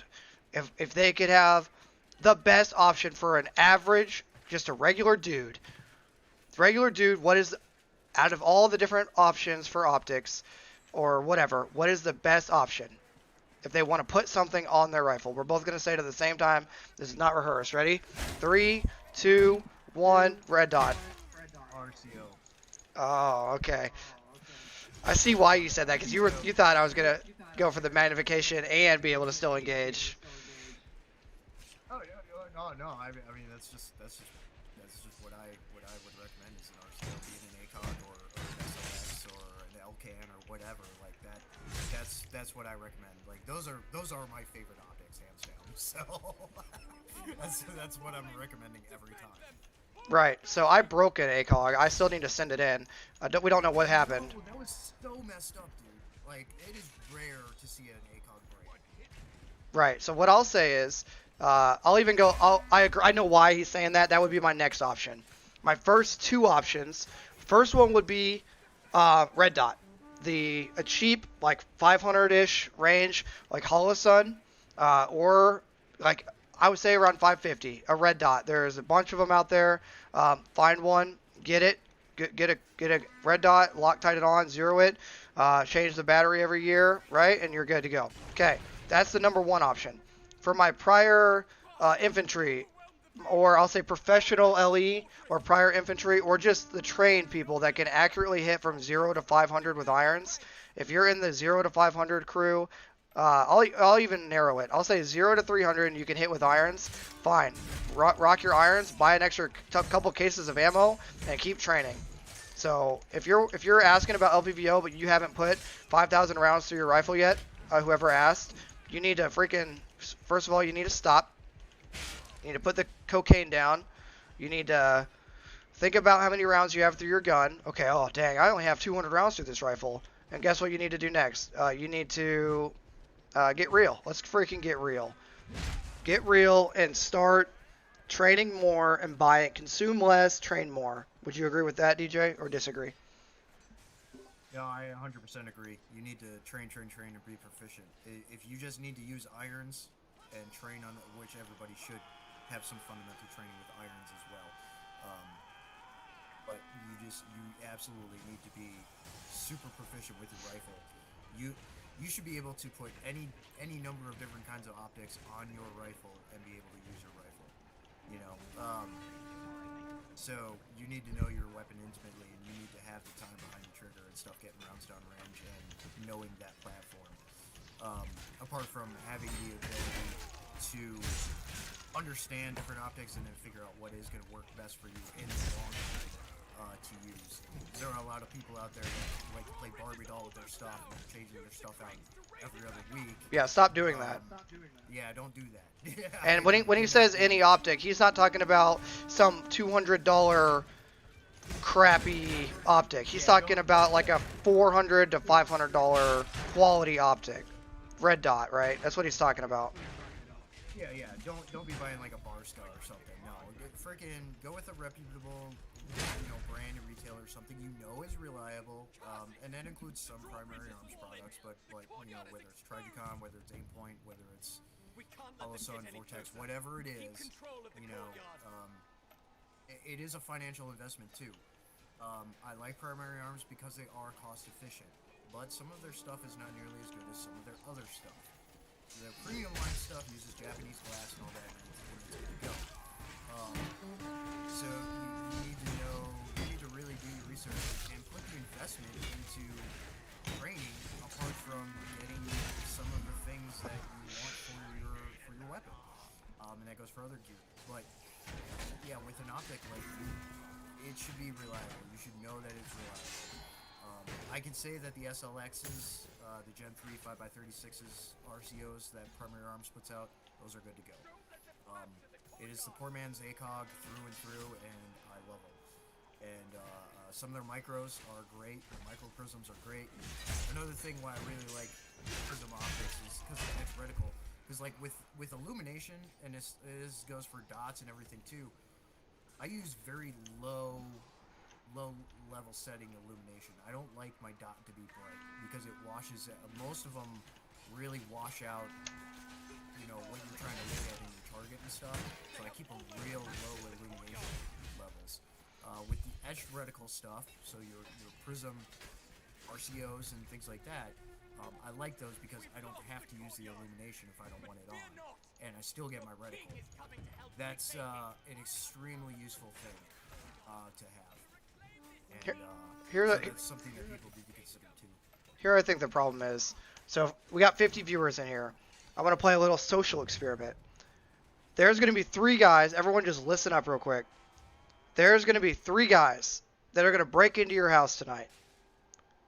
You have your rifle next to you. Would you ever put something on that gun that would not 100% freaking defend your life? Yes or no? Would you ever put some BS on your rifle? If you would put some BS on your rifle, say yes. If you'd put some stupid Chinese, low budget, crappy optic or M-bus, crappy backup M-bus iron sights that aren't zeroed, that you don't have a freaking 1,000 rounds through the gun, if you wouldn't do that, if you would put a crappy optic and wouldn't have a gun that has at least 1,000 rounds next to you, freaking yes or no? I want to freaking see it, because okay, I'm seeing a bunch of, I see one yes, he's probably trolling, but I see a bunch of no's. Bunch of no's. Okay, so the reason why I asked that freaking question, because we're getting down, you and I we're falling for the Instagram YouTube trap, and you know what trap that is, DJ? We're falling for the freaking commercialization trap. Yeah. The next new shiny thing. Yeah. So guess what, guys? Oh, it's hard not to talk over each other. Guess what? Guess what I'm gonna freaking say? Get to the range, do some freaking dry fire. Buy once, cry once. You should have 2 to 3 builds that are freaking perfect. They should all be very, very similar. 2 to 3 rifle builds, 2 to 3 handguns. Once you have that, it's time to start buying a couple extra bolt carrier groups. It's time to start buying 10,000 extra rounds or whatever you can afford and start putting some freaking bullets through the gun. We're falling for this trap again. No, and it's a fine line. It's a fine line with the next new shiny thing trap. But no, you're 100% right. Your builds should be similar, and you should find that setup that works for you and that you like. And that's where the buck stops there. Get out and train. And like you said, spare parts essential. Tools essential. Lots of ammo essential. Get out there and shoot. I don't have a single platform that I haven't shot at least a minimum of 2,000 rounds through. Just in weapon familiarization, getting it zeroed, getting it squared away, and getting training in. A lot of my platforms have much more than that through them. Even ones I've only owned for a short period of time. And guys, you need to get out there and train and shoot with your systems. Absolutely. right. And guys, if you're broke as a joke, I'm gonna say 2 things, because I don't want to be like, I don't want to actually bully you guys. I love you guys, and I want you guys to be great. I should say that right now. I want you guys to be great. I want you guys to be the strongest, freaking fastest, most lethal Minecraft players that there are, right? But with that being said, if you are broke as a joke, I'll say 2 things. 1, dry fire, reload drills, freaking dry fire like a freaking machine. Okay? Part 2. Stop buying beer. Stop buying whiskey. Stop buying cigarettes. Stop buying dip. Start buying some freaking bullets. Freaking buy a good plate carrier. Buy 20,000 rounds of ammo. Okay, that's an exaggeration. Buy 3,000 rounds of ammo. Get some bullets through the gun, man. Reprioritize. It's time to get real, okay? It's time to get serious. It's not time to think about, oh, there's another shiny Minecraft server, so I'm going to go over there and get that shiny thing or whatever, right? It's not time for that. It's time to get freaking real, guys. You got to start taking care of your body, and you got to start taking care of your freaking kit.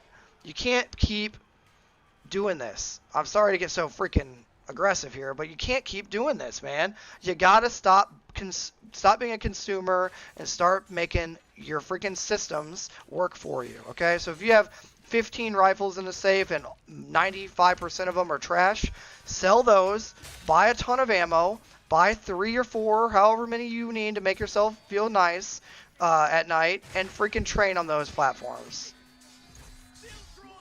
Exactly. Pop a trench, drill sergeant trench coming in with the truth bombs. And that's absolutely right. If you need to downsize what you have, that, not that I'm saying that you should get rid of firearms at all, but if that's going to help you prioritize platforms and get stuff established into that structured system like we're talking about, where you have similar setups that work for you and what you want and stuff, again, do your research. That's very useful.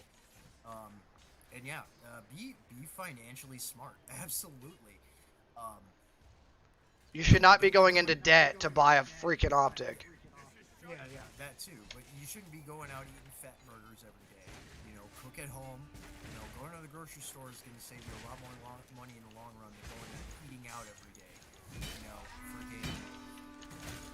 I can't say much because I am a smoker, but you know, when it comes to some of those other things, like there are ways to be financially smart, financially responsible, have more income for yourself while still being able to get the things that you want and need for your systems and whatnot, to include more ammo and things like that. So, you know, a lot of people. I did a poll a while back on my channel actually, in the community posts, and the two biggest things that people needed, because I asked people what they needed to work on more, and I gave them some options. The two biggest things were time management. That was the number one, was time management, and the second one was financial management and responsibility. Those are the two biggest things every time. So that's a big thing that people need to take into consideration, not just for the boomsticks and stuff, but for a lot of other things that can help contribute to that, and making things better for yourself in the long run, especially with the economy how it is right now. Right, guys. Like we said, and I think my channel or my people know where I stand. If you've seen my situation, DJ, have you seen any of my situation posts on my channel? Community posts? I have to actively go to people I've subscribed to their channels to look at their community posts, because I have my history off on YouTube and it will not show me any recent community posts or anything. Like when I go to YouTube home landing page, it will not show me anything. It says your history is off, blah blah blah blah blah. So they've done something recently where it's screwing PC stuff. So, and I'm subscribed to a lot of channels, so I have to go to each individual channel and look at recent community posts, which I do when I can. So I have seen some of yours lately. I need to go see if I posted anything new, but that's how I have to do it. But yeah, I've seen some. Yeah. Right, I asked that question, not to like put you on the spot or anything, but my whole, No, you're good. yeah, my whole channel going forward, like it's like we talked about earlier, is no more consumerism type. What the heck is going on? It's no more consumerism type stuff. It's now all like situational, tactics based. Like I'm done fluffing it up. I guess is what I'm saying. So yeah, I post a situation that they have to think about from a previous video that I've instructed on. So if I instructed on whatever battle drill, they have to think about it and answer the question. The point of that is, it's like we talked about. Oh my God! It's like we talked about earlier. The commercialization of the commercialization of the Second Amendment is the worst thing that could happen, right? It's great that more people are armed. It's bad that there's more sheep. Oh, you need to go out and buy this gun. You need to go out and do this. You need to go out and do that. When you look at some of these people that are saying that, they physically cannot run or walk a mile in their freaking plate carrier. It drives me like I get upset. I get probably get anxiety and high blood pressure from it, because I think the worst thing that could happen to this freaking country in our Second Amendment community is to keep commercializing. We're commercializing this thing to the point of like, what are we going to do when these dudes have to actually use it and they don't even know how to zero their rifle? They don't even know how to do a mag change. They don't even know how to make sure their weapon's actually loaded. How to do a press check, not John Wick style where he flips the handgun and pulls it back. How to do things for real, right? What are we going to do? What are we going to freaking do when the Second Amendment keeps getting watered down and we keep telling people, oh, it's okay, buddy. It's okay to be a fat piece of you-know-what. It's okay to keep eating donuts. It's okay to keep drinking beer. It's okay to keep skipping out on your freaking dry fire in your training. You see what I'm saying, man? Oh, 100%. Absolutely. Absolutely. You know, and that's the thing about media intake nowadays and everything else, you know, is a lot of heavy commercialization. Absolutely. Now, don't get me wrong, there are some things that are necessary to understand about products and things in the industry, but the commercialization has gotten crazy, and then just with the amount of information and media that people intake on a regular basis now, and the continued attempts to not only take away our rights, but make people sedentary and docile, it's a problem. It's a big problem, and people need to be very proactive and stay motivated and just keep moving forward for themselves and for those around them in order to be proficient and be ready and hone those skills and learn new skills and a number of things to be as useful as you can for yourself and those around you and society in general. So I absolutely agree with that. When it comes to like my channel, because sometimes I do stuff on different pieces of kit or products or whatever. It's all stuff that I produce myself and that I test and use. It's not anything that I do. I'm not getting products from companies or anything. I don't have anything affiliate wise or anything right now. I don't let companies try and send me anything for a marketing purpose. If it's something that I think is going to be good or that I will use, I'm either going to buy it myself, test it, and use it, and then put a video out about it, or I'm gonna try and work with somebody to try and get that product so that I can use it and have it or whatever. But that's I'm the same. It's the same for a lot of people now. It's there's no agenda there. I'm not working with marketing companies. I have no affiliates. I do nothing with affiliate links or anything like that. It's all stuff that I have that I can show people that I know works or is a good option. If it isn't, I'm not doing a video. Right. Is it okay for guys to get paid sometimes? Yes. That's not what we're saying. We're saying the glorification of... We're saying the glorification is out of control of people just being not proficient with their gear and their rifle. I think it's okay if someone wants to, primary arms or whatever their freaking person is, as long as they would... If they're going to sell it, if they're going to sell or advocate for a product, they should be willing to stand behind that person or at that person's funeral. Does that make sense? If they die using it. If I tell you, I've told people to go buy PSA, right? I've told people to go buy certain PSA products, and I own the one sitting right behind me. We've already talked about it once tonight, the 12.7 M16 A2 pistol. The reason I stand behind it is because it groups great. I've put 5,000 rounds at least through the gun, all 223 55 grain, and it has never had a problem, and it's awesome, and I love it, right?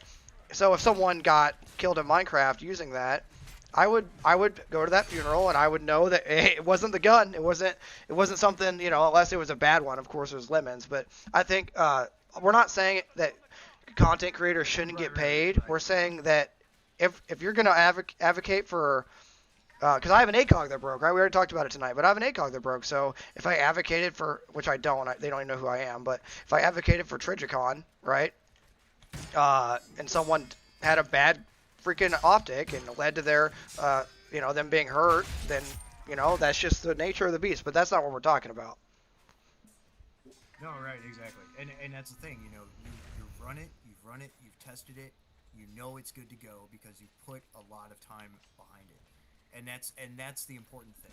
That's the point that we're getting at here again and again. And I'm 100% agreeing with you on that. You need to run your stuff. You need to know that it works, and you need to be proficient. Like that's what it comes down to. And just as that side thing about when people talk about certain tools, products, kit, whatever, hopefully they've done that process like we have. But that's what we're getting at is you need to run your kit. That includes all your kit and not just your rifle too. But oh you man. Need to be training your rifle. You need to run your kit to know that it's good and that you're not going to be sucking a mile into a patrol because your kit doesn't fit right and it's shifting. You've got all these hot spots and whatever else. You know what I'm saying there, right? Like you need to. Dude. You need to. Do you know how many guys that they have their kit set up right, and I'm like, all right, grab your assault pack. We're just gonna, especially in Alaska. My buddies in Alaska, most of them are awesome. But I'd be like, all right, put your assault pack on. We're going to just walk up this 1.5 or so miles to, typically we've been wearing something like a recce rig or a rifleman's kit, right? Hunting in Alaska. Mainly we just extra land nav stuff, extra water, just stuff not like mags primarily in Alaska for hunting. It's more like stuff you might need, but you're still wearing your like rifleman's kit. Like I wore a Haley Strategic DC3RX, but and they're like their kit is not configured to even put an assault pack on. Do you know how embarrassing that is? Right. Oh yeah, no, definitely. I run so my primary choice is a optimal performance system, or the OPS, enhanced combat chest rig. It is fantastic. I can run a ruck with it and like all that. Like, if I wasn't running that, and like in contracting, sometimes we ran like a plate carrier setup with pals and Molly. The rest of the time it was a slick vest with a Blackhawk Commando chest rig. I'm sorry. That is a fantastic chest rig for what, $40 or whatever. Like, and it works. That's what I'm talking about. Like, you need to run everyone out there needs to run their kit. They're gonna find out too with like, because I'm really not a big fan of the battle belt, knee belt. It's a knee belt. I'm not a big fan of those because you don't have the support of the rest of the chassis of your body. Hip support is important, but you need more support from the belt systems because you're gonna get a lot of shifting weight, and you're gonna get some hot spots with them. And it's gonna kill your hips after a while. Well, I'll tell you what I do. After I die here, I'll show you what I do. Wait till I die. Yeah, for sure. So here, this is what I do. So this is my battle belt. I guess whoever decided to tune in live gets to see my belt set up, right? Up close and personal. So it's a Ronin belt. I carry 2 pistol, okay? Then, can you guys even see this? Hold up. There's a delay between us talking and what's on the video, but yeah, we can see. I'm trying to expand it. Okay. What can you guys see now? You guys good now? Yeah, we can see it all. Did it enlarge? Okay, well, I'm gonna. For me, it's showing. Did you see? Did it enlarge my camera? Okay. Yep. Okay, so this is my battle belt. Okay, excess retained right here. Ronin belt. Okay, it has a T-Rex arms. It's opposite for me. It has a T-Rex arms Ragnarok tightened down so the pistol will not come out unless my leg strap that's hanging off of it. That my leg strap is actually around my leg, so the pistol will not come out of there unless I have it retained around my leg. It's that tight. Okay, that's how you want it. I have my T-Rex arms IFAK. Okay, with the tourniquet on the bottom, full blowout kit. Two M67 fragmentation. For work, right, for an assaulter type thing. So 2 M67 grenade pouches, a T-Rex arms dump pouch, a single rifle, and a double pistol. And typically right here, just a quick paratrooper note for all you guys that want like some free candy. Take retainer bands. They're really like double thick rubber bands, or we call them retainer bands. They're like really, really thick retainer bands. Put a bunch of those right here. Put like 10 of those right here, because you can use them to retain. You can use them to retain things and cool things in the field. Okay, so what I do is I take this thing off and I put it on the top of my rucksack flap and I put it over. That way I still have access to my handgun, but it's retained properly. And then I will get to the ORP, the objective rally point, right? And then I'll re-don my belt. So I only have my carbine when doing the long movement, and then when I get to the objective rally point, I think they're voting to kick me probably. When I get to the objective rally point, I will put my belt back on and then freaking go to work with my belt on, with my handgun back on. But the entire long movement, I had my rifle with my belt on my rucksack. Does that make sense? Yeah, that makes sense. So It's that's just, they're just the belt systems are just not comfortable to me, and I wear them properly. Obviously, you know, I'm not a big guy or anything. You know, I'm pretty in shape in that regard, and you know, and all that. So I can get it to fit adequately, and it stays nice and snug. But I still it's a lot of weight on your hips, and that's why you don't wear it for the movement. No, exactly. I just much prefer like an elbow or a chest rig setup over that, and then as far as the pistol and stuff, I just have my G code drop leg, on one leg, and then the other leg, sometimes I'll have an extra carriage platform on the other leg that's got mag pouches or whatever I need on it, extra medical or whatever. And then I keep my waistline pretty pretty open. And then sometimes I'll also run actually like a fanny pack that usually has like extra medical in it, but one that's also big enough to carry like my nods or whatever that I need in it. And then everything else sustainment-wise is either in my pack or it's my chest and stuff. Well, so yeah, that's just how I do it. But it's a good setup. I like the way you do that. So.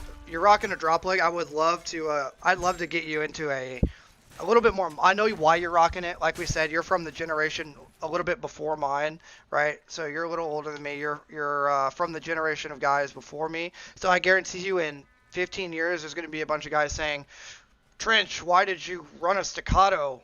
We don't run staccatos anymore. We run whatever. You know, we all run 5.7s now or some weird stuff, right?" But I would love to get you a mid ride. What you're rocking right now is a low ride, right? A hip or or a drop leg, right? Mine's adjustable, so it can be a lower ride, or I can get it more to like a mid ride, a little bit higher. It's nice about that's a nice thing about the eco holsters. With their various models, the soft models, and then the XTs and stuff. You have that adjustability, so you can adjust the length on your leg where you want it. So I run it a little bit closer to the mid-length side anyway, so it is more ergonomically feasible, but still doesn't get in the way. So I'm kind of like right in the middle there. So for the guys in the comments, or if I decide to publish this as a full video, the low ride. The low ride freaking one, the one he's talking about, if you do rocket low ride, that's really good for vehicle use. Because if you've ever sat in a vehicle with a high ride or a mid ride holster, you really can't get to it.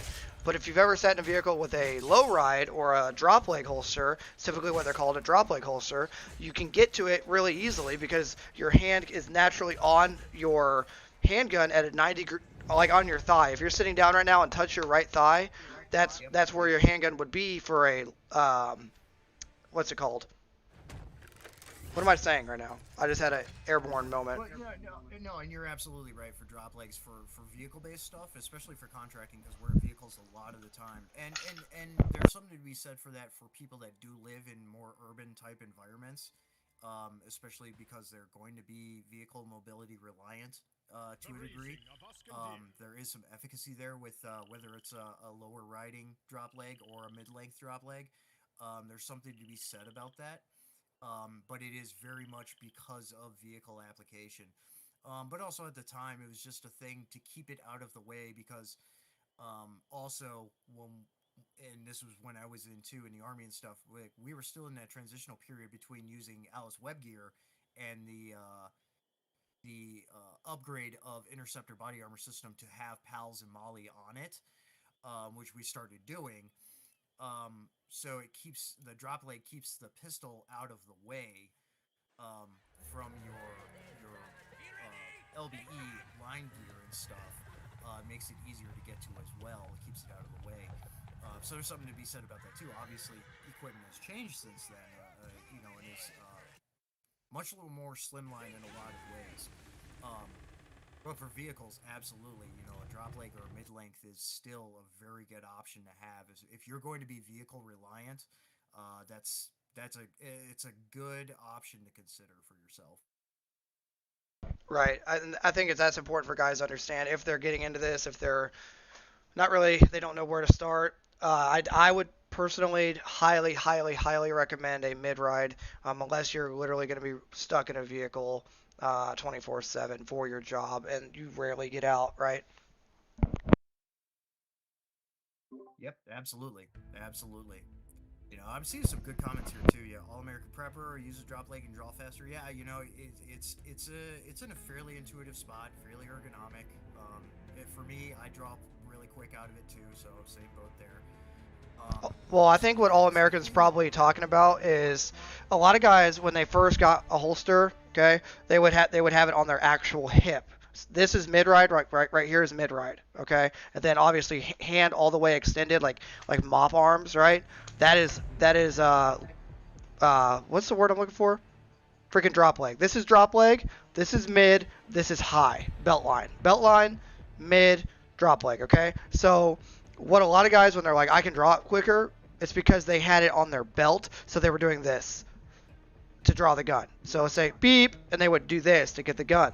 Well, what a lot of guys don't realize is mid ride is actually faster, because guess where your arm naturally kind of rides. So it's this motion to get the gun, whereas a drop leg, you're starting lower, you're having to dip down to go high. So anyone that tells me they can draw a drop leg faster than a mid ride is objectively wrong, because I guarantee you if I had an hour with them on the range, they would realize your natural draw is going to literally do this. Beep, going up, drawing, driving,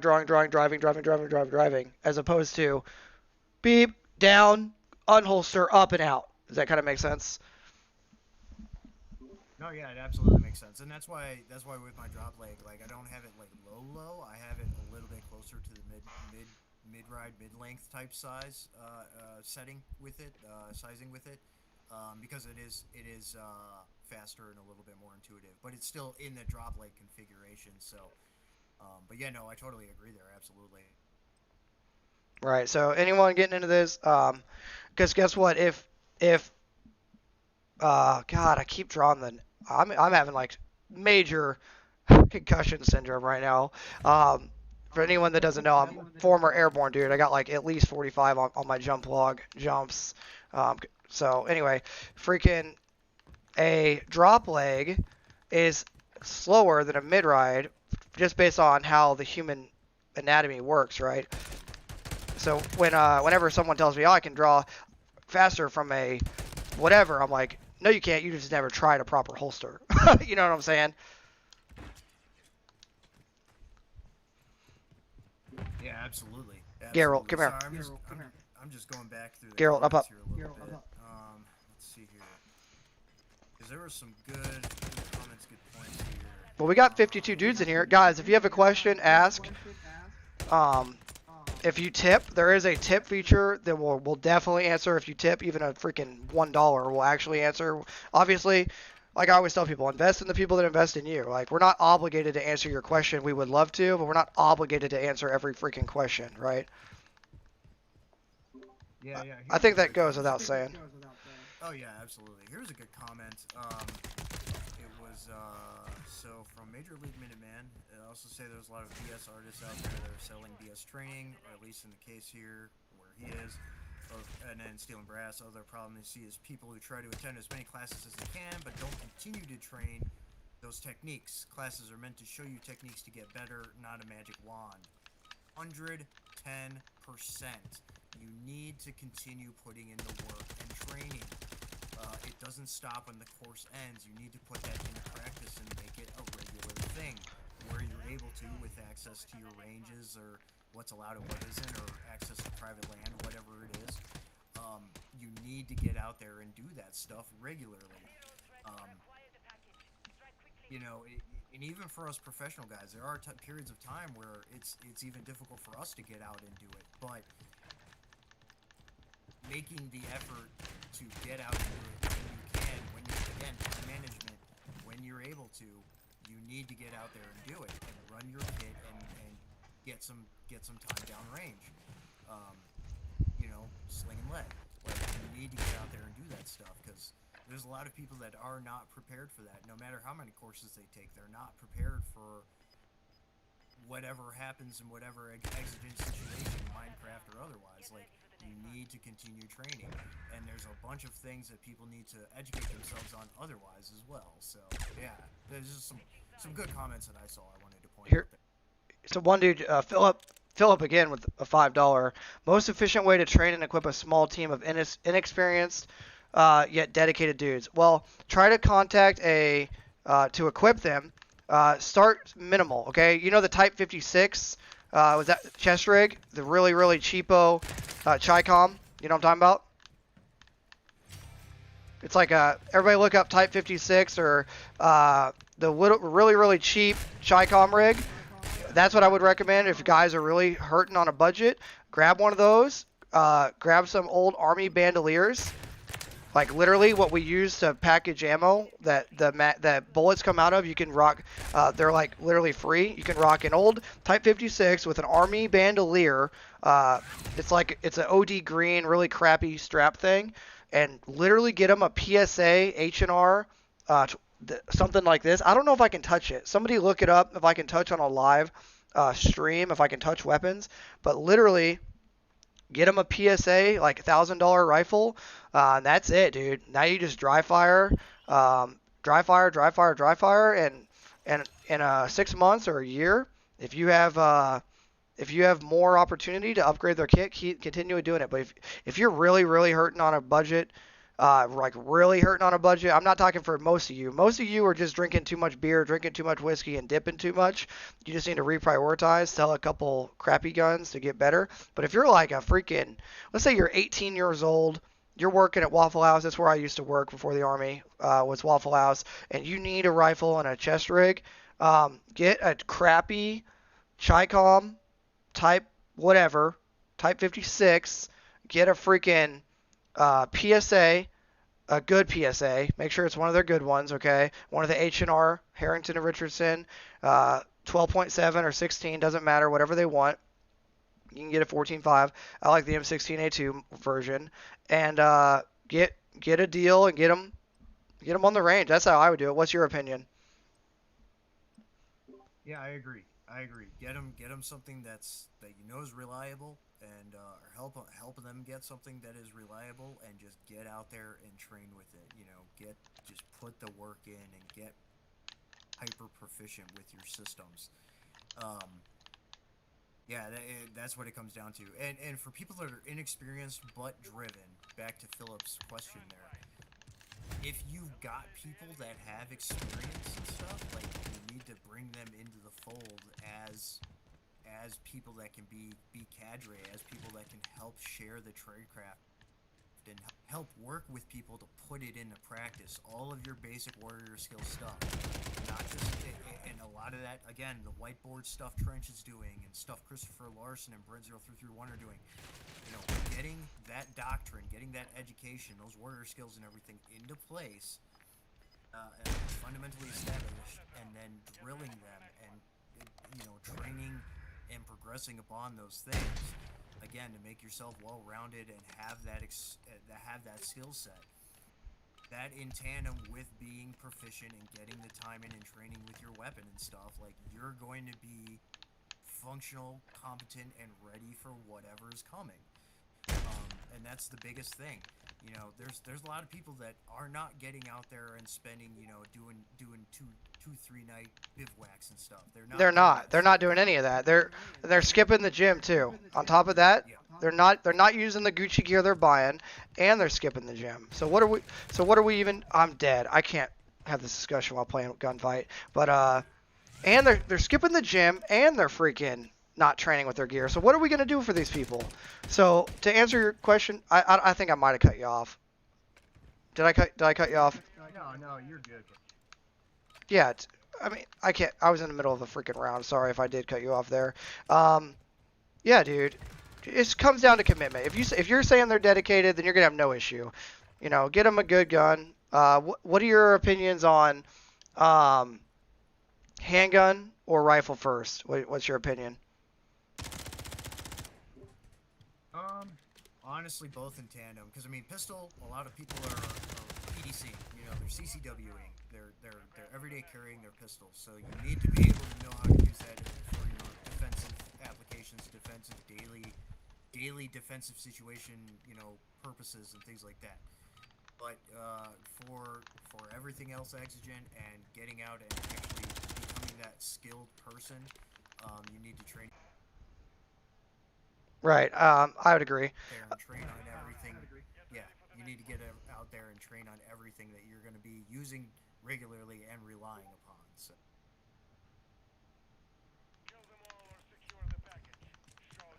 I don't know if I don't know what's going on. You still got me?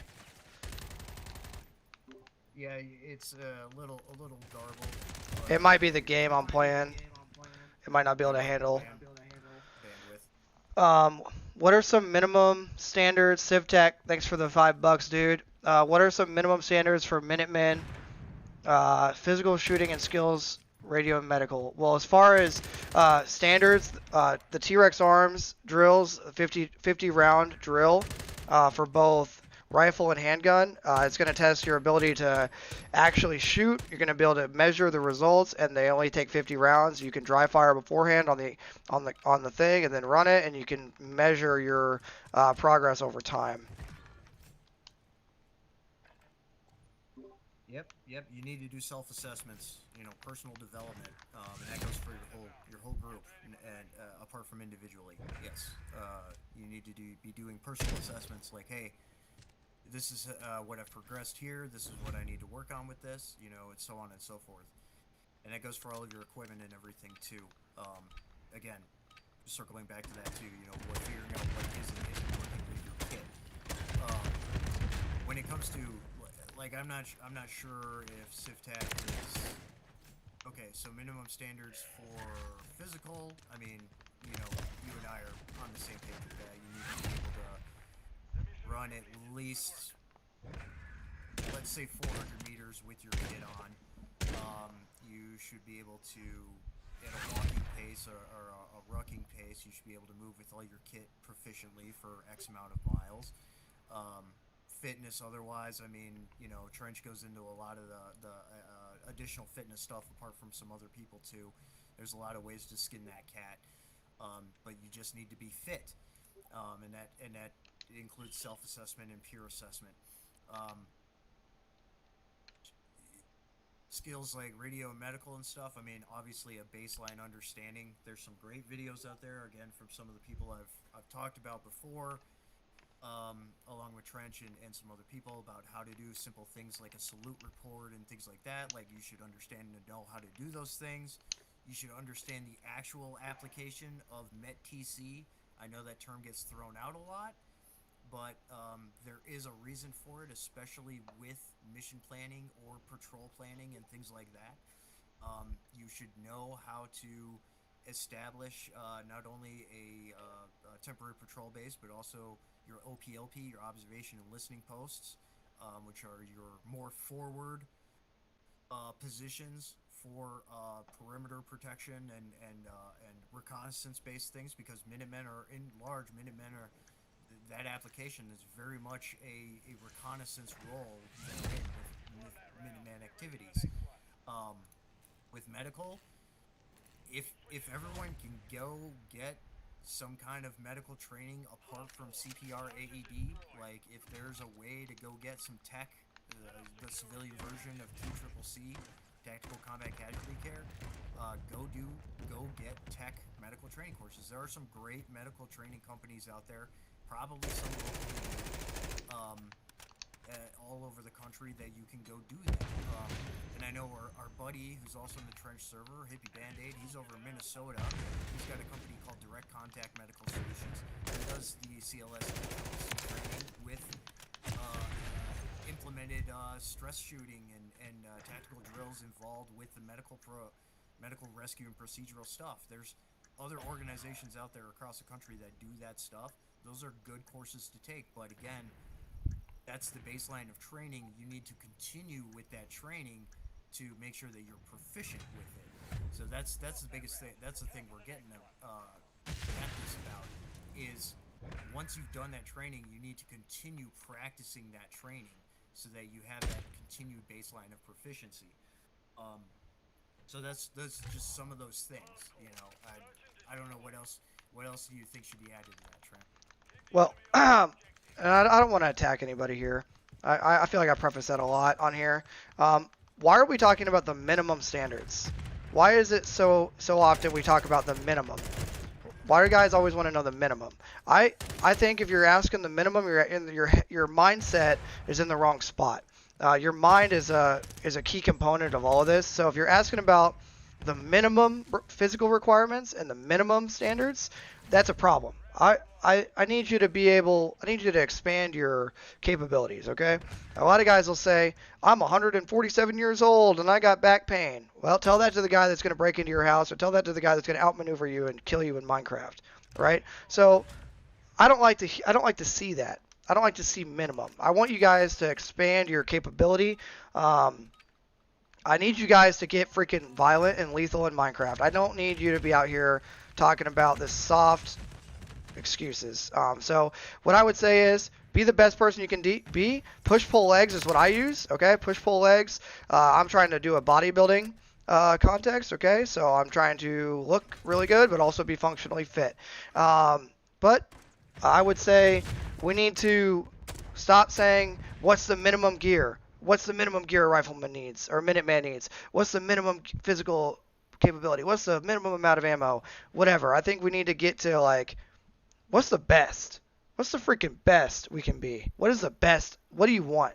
Because I tell you right now, Civvy Tech, the question that came from, if you're like, what's the minimum, and you show up and it's like, I want to be a member of your community in Minecraft, right? Well, guess what? I'm not gonna look for. I'm not looking for the guy that's going for the minimum.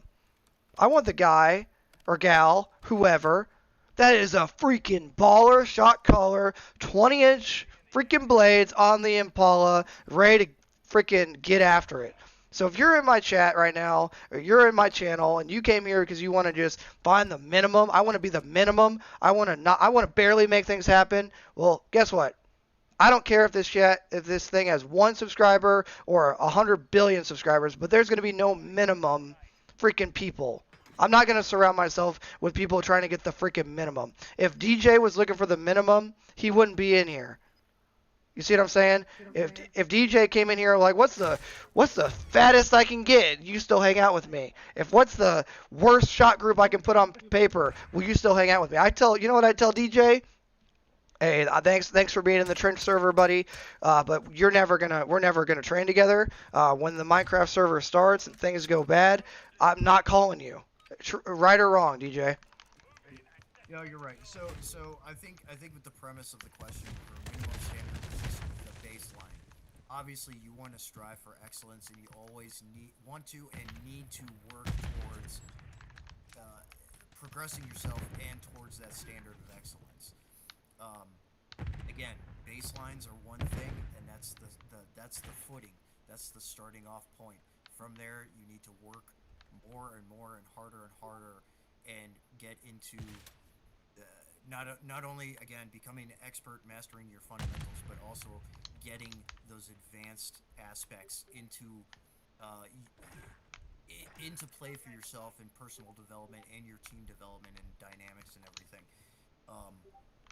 There's a reason why a lot of the groups out there that individuals revere, being the special operations community and otherwise, that revere so much because they are at those levels of excellence. And you can attain a degree of that level of excellence for yourself and your team no matter what. You just need to put the work in. You need to put the effort in. You need to. People don't like that though. People don't like to tell you, oh well, it's gonna be a long road. You're gonna have to not drink. You're gonna have to not eat fat food. You're gonna have to freaking work out. I literally every day, and I'll let you continue. Just one thing I want to interject with. Every day of my entire life, you know what I do? I either do walk for an hour, like just walk for an hour. Or I do some sort of other cardio, intense cardio for 30 minutes. And then I lift weights for 1 hour every single day of my entire life until the day I die. That's what I do. And then I film for YouTube. I work a 12 to 14 hour day for work, right, as a drill sergeant leader. And then I I train on the range, right? Thankfully, some days I get to train at work. You see what I'm saying? So it's not all bad.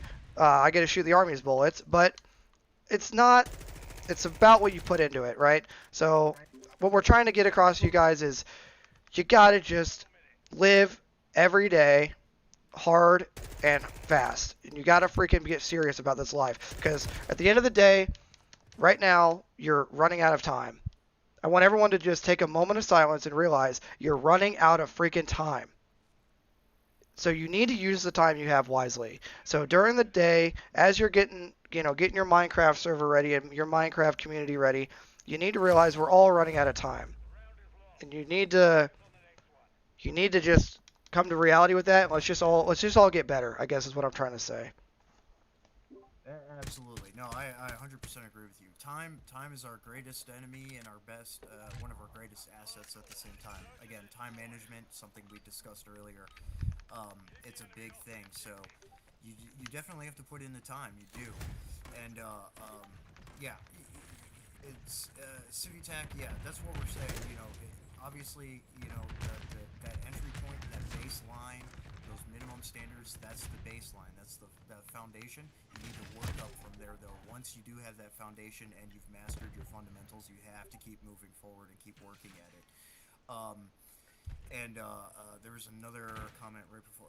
Yeah, crab battle. Most people can't walk a mile, let alone run it. Again, that's part of things that need to change in our society, and that starts with everyone as an individual here and with your groups.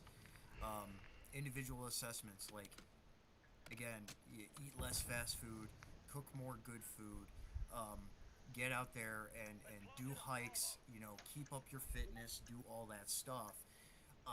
And that's the thing. Like, all these people that are in control, whether it's corporations or whatever else in the media, they want you sedentary and docile and everything else. They want to control you in those ways. They want you to be preoccupied with all these things so that you do become lazy and you do become lax on your skills and things. So you need to actively just, it's a proactive thing. You need to actively just resist against that and just keep pushing yourself forward. Um, and there's a lot of ways to do it, and there's a lot of things that you can implement. So getting that baseline, whether CVTAC, whether it's equipment and some element of knowledge and training standards and stuff, you need to implement those, work at them, get extremely proficient with them, and then add more to it and keep advancing. Um, and before you know it, and if you really put the time management in and you put the work in, it'll happen. It can happen fairly quick, and you guys will be a very well functioning dynamic apart from individually. And then you just keep moving forward from there. And there's a lot of good skills, and everybody has something to bring to the table too. Um, whether it is Well, sporting not mindset and everybody. motivation. I'll say one thing on that. Sure. What he means is, if you're a dirtbag, you're going to be shunned and you're going to be. We're going to show you the door, right? So when he says everybody has something to offer, the dudes that actually care, that are of good standing, that are ethical, moral, and actually have something. If you show up to the door weighing 400 pounds, you don't really have anything to offer me. You know what I mean? Just as a quick anecdote, you kind of get what I'm saying. It's not to pick on someone that's 400 pounds. It's to say we still got to be reasonable. But if you're a normal dude that's trying your freaking hardest, then yeah, we all have a freaking role to play here. Oh, absolutely, absolutely. Yeah, that's what I was getting at. You don't want soup sandwiches. You don't want the shitbags in your group.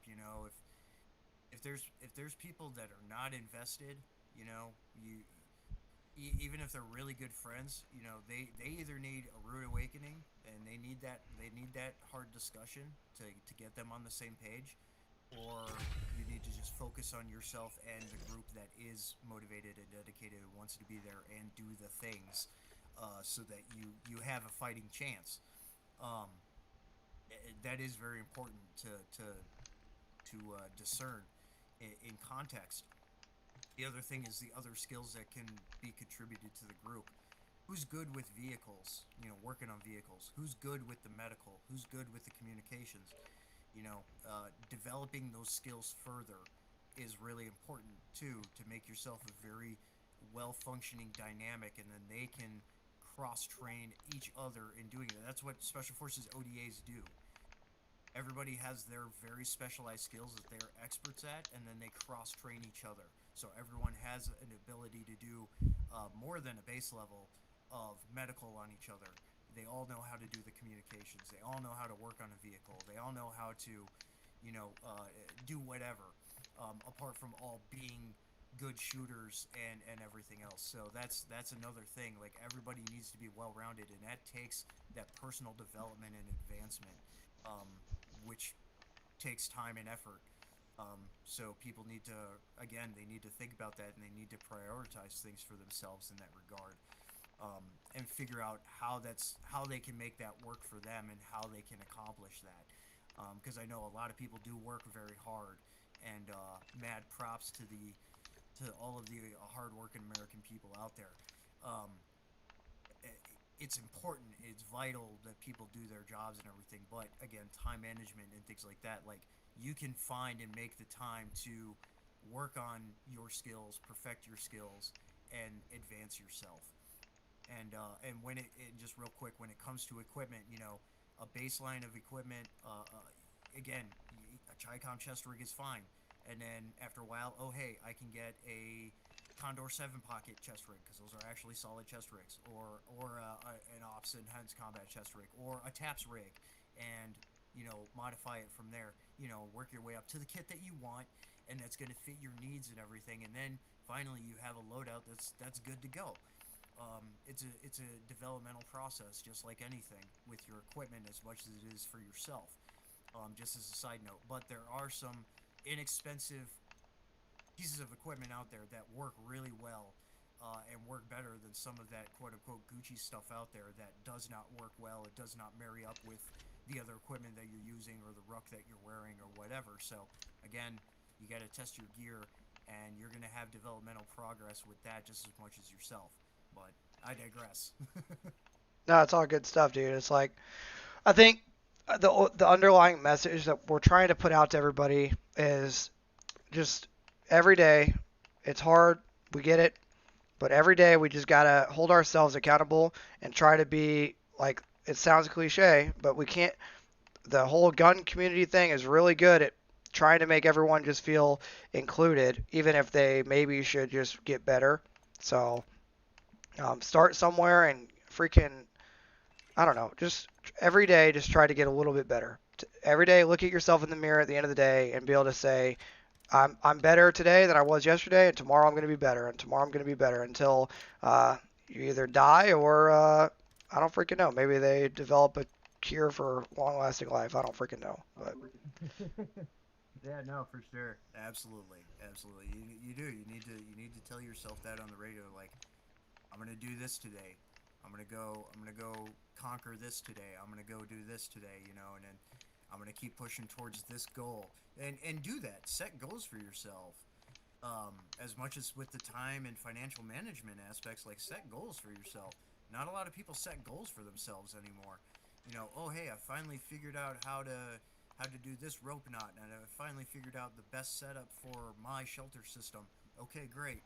Keep putting it into practice, but now you get to learn more things, and you get to keep advancing yourself. Like, it all builds up, and it all matters, in the end. And yeah, right now, I've seen some comments. Right now is the time. You need to have those discussions with yourself and your people, your group and stuff, and be like, hey, we need to start getting on this. We need to start really putting some time in. If you got weekends off, I get people have social lives and stuff, but if you got weekends off, put some time in on the weekends, get out to the range and get out into the woods and stuff, or wherever you are, and get to training, whether it's individually or with your group.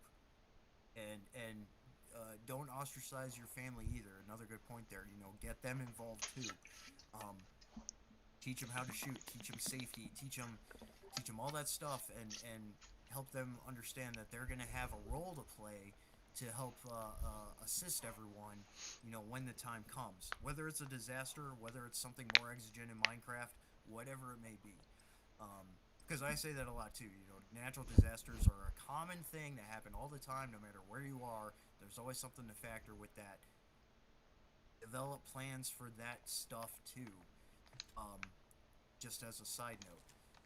But yeah, no, you're absolutely right, brother. Absolutely. guys, expectation management will probably go for about another 10 to 15, and then we'll probably cut it. You good with that, DJ? Yeah, I'm good with that. That sounds good to me. Let's someone ask a good question. We'll have one more discussion, and then we'll cut it there after as whenever it naturally ends. You know what I'm saying?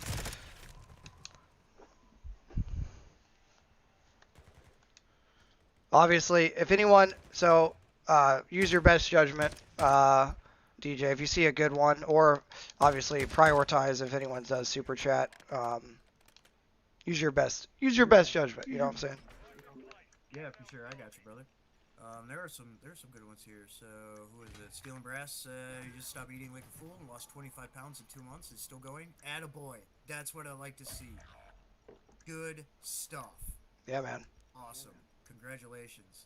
Keep at it, bro. Let's see. Legacies last as long as they're documented. Let's see here. Work out every day. Guys, post your questions. What we got 50 dudes in here. What questions we got? What stuff do you guys want answered? Yeah, don't eat like trash. Eat healthy. Go get good fresh food from your grocers or local farmers markets, whatever. Cook at home more. Learn how to cook if you don't know how to cook. One note on that, guys. If you're bodybuilding, and by bodybuilding I mean you want to look better. You know what I mean?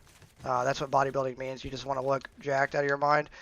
You can technically eat, like, literally a Wendy's chicken sandwich as long as it fits in your carbs. As long as if you're cutting, for example, as long as it doesn't go over your calorie intake for that day, you still get your protein in 4 times a day.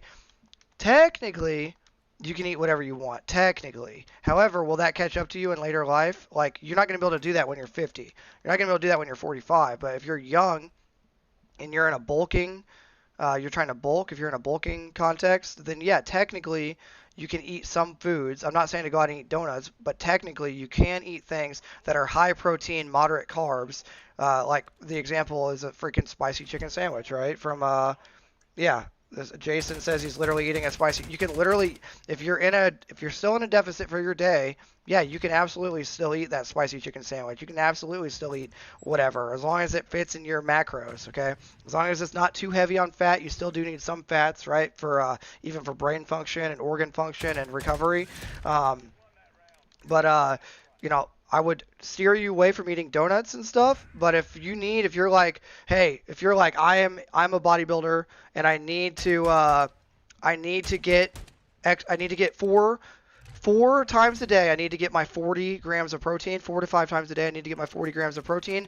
And you don't have a meal, go get a spicy chicken sandwich because your body needs that protein to continue developing muscle. It needs that those macros, okay? So just be smart. If you don't know what you're doing, realize you don't know what you're doing and get with somebody that does. Yeah, that's a good point. And I saw a comment about a rice cooker. That is a good investment. Also a crock pot, dude. Like, you can make multiple meals out of cooking in a crock pot. I've been using mine quite a bit lately, and you know, we've been making stews and stuff, and I mean that's easily, you know, 2 days worth of meals in a crock pot.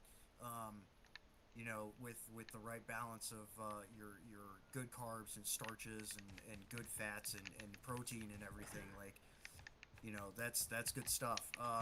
There's a couple of questions here. I saw we had one super chat somewhere. Yeah. Philip's got a super chat. So there was another question. Red Dawn, Trench cannot answer anything about politics in the military. We can't put it on here anyway. No, yeah, I can't do it.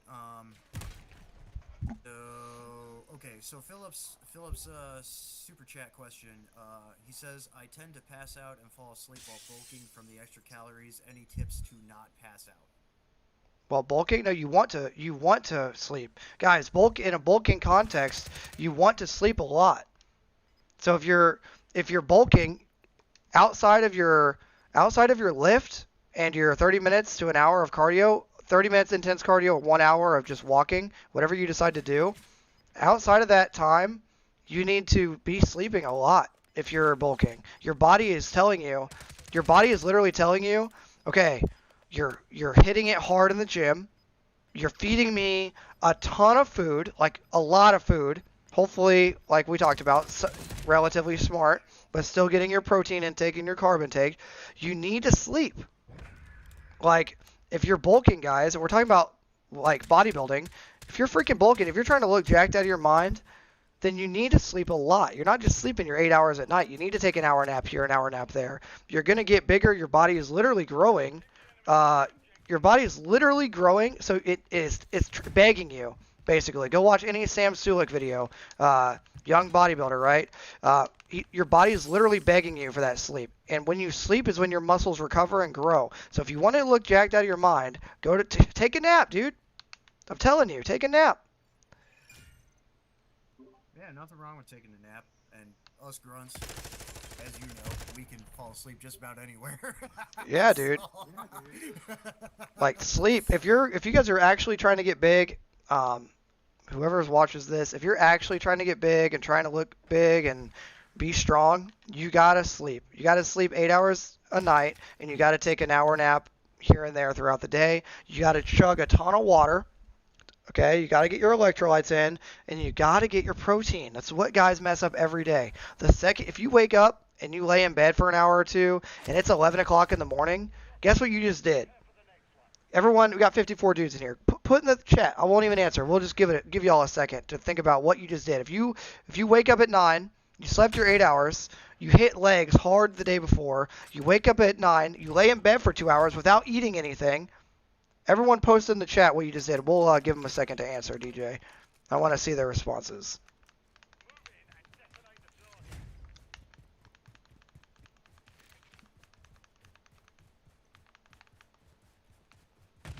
Also, hardcore search and destroy is not the best thing while trying to talk to these guys. I'm playing like absolute crap. Yeah, that could be difficult to multitask, especially. I don't play video games at all. That's another thing for some of you people out there. I'm not saying you, Trench. I'm just saying other people who do spend a lot of time playing video games. Put them down and get outside. Unless you're a weightlifter. If you're a weightlifter, then you need that recovery. Your body needs that recovery time.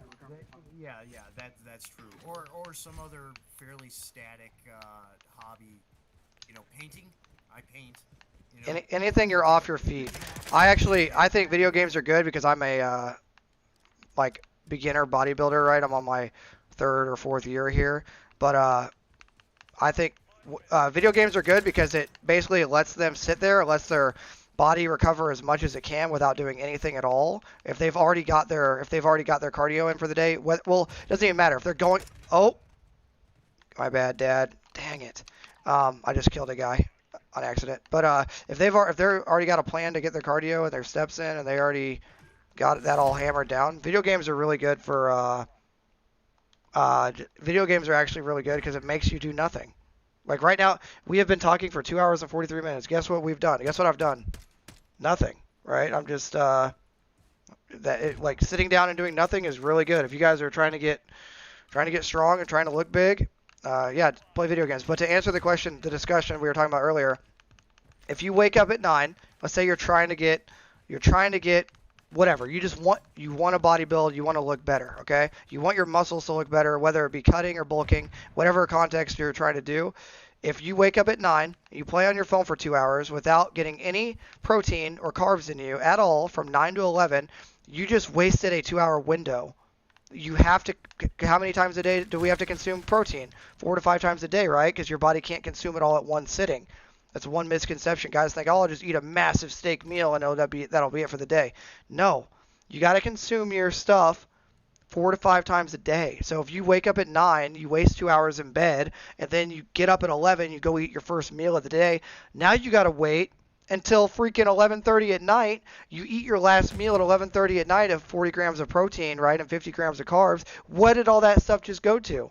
It's not going to fully to recovery now. Some of that's going to go to fat because your body will store it in fat if you go straight to sleep. So, in summary, if you're trying to get freaking jacked out of your mind and you're trying to cut or bulk, it doesn't matter. If you wake up at 9 or whatever time you wake up and you don't eat right away your consumption of protein and you wait too late, some of that protein will get converted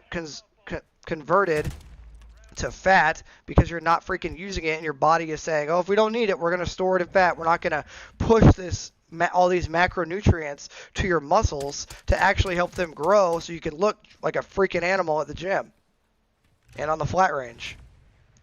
Sorry. Yeah, absolutely. No, you're good. So like, I'm not trying to like bulk or anything. You know, I'm very happy with where I'm at weight wise and everything else. You know, aside from workout regimens and other stuff I do, like intensive hiking and stuff. But like rest times for me, like is usually I'm sitting at my desk like working. You know, because I work remotely right now about 50% of the time. So, you know, I'm right on board there with you there too. Is finding things while you're doing your rest time and things like that, and letting your muscles heal and stuff, because you don't want to get rhabdo. You don't want to have what's the other one? I forget the term. You don't want those things to happen where you're causing more damage to your muscles and stuff and not letting them heal. So I absolutely agree with that. And that's the same with the knees and stuff too, your joints and everything. Well, you shouldn't be rucking unless you're going to selection or something. So you shouldn't have any joint issues. Well, I mean, you know, it just depends on what you're doing and how much you're training. Yeah, but I mean, I still train quite a bit apart from stuff. But like when I hike, I don't have a lot of weight on my back. I just have a small day pack with my water and everything in it, and some medical and stuff. But I do intensive hikes. But yeah, no, like the rest periods and stuff and everything. Like yeah, that's when I'm like sitting here working, or I'm painting, or I'm working on a DIY project, which I have a few of those on my channel. Making kit like scrims and stuff for yourself. You know, on the cheap, so you don't have to go spend a bunch of money, you know, on something you may not necessarily like all the way, and you can make it for yourself. Like all kinds of things like that, you know. There's a lot of different things you can do to include video games, even though I don't play them. But I mean, that's good. That's a good thing to do for initiating those rest periods that are important for your body to heal. So I'm 100% on board with you there. And then meal planning too. You know, get good foods. Learn how to cook good food for yourself. You know, if you are on a bulk and stuff, you can do really efficient meal planning for yourself without breaking the bank, and it's going to work to your advantage. So big props there. Yeah, correct. Um, let's see, what other questions we got here?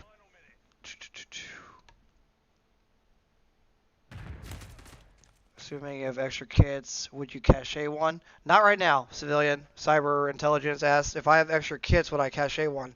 Not right now.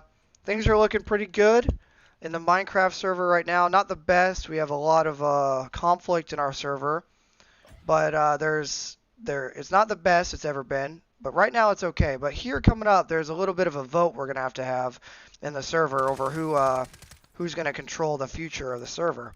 So just keep a lookout, I would say. We don't know what's going to go on. So if things change, maybe it's time to hide some stuff and do make some changes. But right now it's time to get training and get physical fitness in order. I hope that answers your question. 100%. Yeah. Hey, if you gotta nuke the Discord, nuke the Discord. Do what you gotta do, bro. Executive decision. But yeah, no, 100% on board with you there. Everybody needs to start getting more training in. If you are in the Discord server, there's a section for books and manuals, so public release information, training manuals, and information there. You can find a lot of it online, other places too. That is doctrine that you can utilize to implement training and skills for you and your team. That is available all over the place. Apart from networking with people and in the local areas, getting out, doing some training and shooting and things like that, developing a MAG, mutual aid group, an effective team for yourself, like all that stuff. Like it's out there, and people need to be putting more into it, you know. So just get out there and get after it. Yeah, we got guys asking about the channel, so I guess we'll close it with this, guys. If you're not on the Patreon, if you're not on the Patreon and you like this channel, it's only $5 a month. There's not a link on this video, but there are links in every one of my videos. If you want to become a member of our Discord server, it has about 500 guys in it, and no, they're not all on the Patreon. Trust me, I'd be balling out of control. But yeah, if you want to support me, and get access to our Discord server of about 500 guys to get buddies to train with and a game with. Get on over to the Discord, find the link. It's over on any one of my videos. Well, I'll send you an invite, okay? I'm about to slam some protein right now, chug a bunch of water, and get ready for bed because I got a big lift tomorrow on leg day. So yeah, guys, if you've made it this far in the video, thanks for supporting the channel. Huge shout out to DJ, the Metalhead Mercenary. Check his stuff out. If you like his stuff, support him. If you don't like it, whatever, right? Do what you're gonna do. All I can say, guys, is get a community. If you don't have a community, we have one for you. You just go in there. There's a training link up. There's a bunch of chats. You just get in there, type in training link up. There's a whole channel for it. There's a million channels. There's a bunch of dudes in there. So if you want to get into the Discord server, consider supporting me. It's only $5 a month, and I'll send you the link, and you can come on over and hang out. Normally, we do these kind of talks all the time. Like DJ and I have had many a nights where we've just been discussing what the best this or that, or what we should do with this or that. So if that interests you, consider checking it out. Huge shout out again. Thanks, DJ, for being here. And yeah, have a great night, guys. Go get your recovery time in and crush it in the freaking gym tomorrow. But yeah. Until next time, this is going to be Trench and DJ signing out.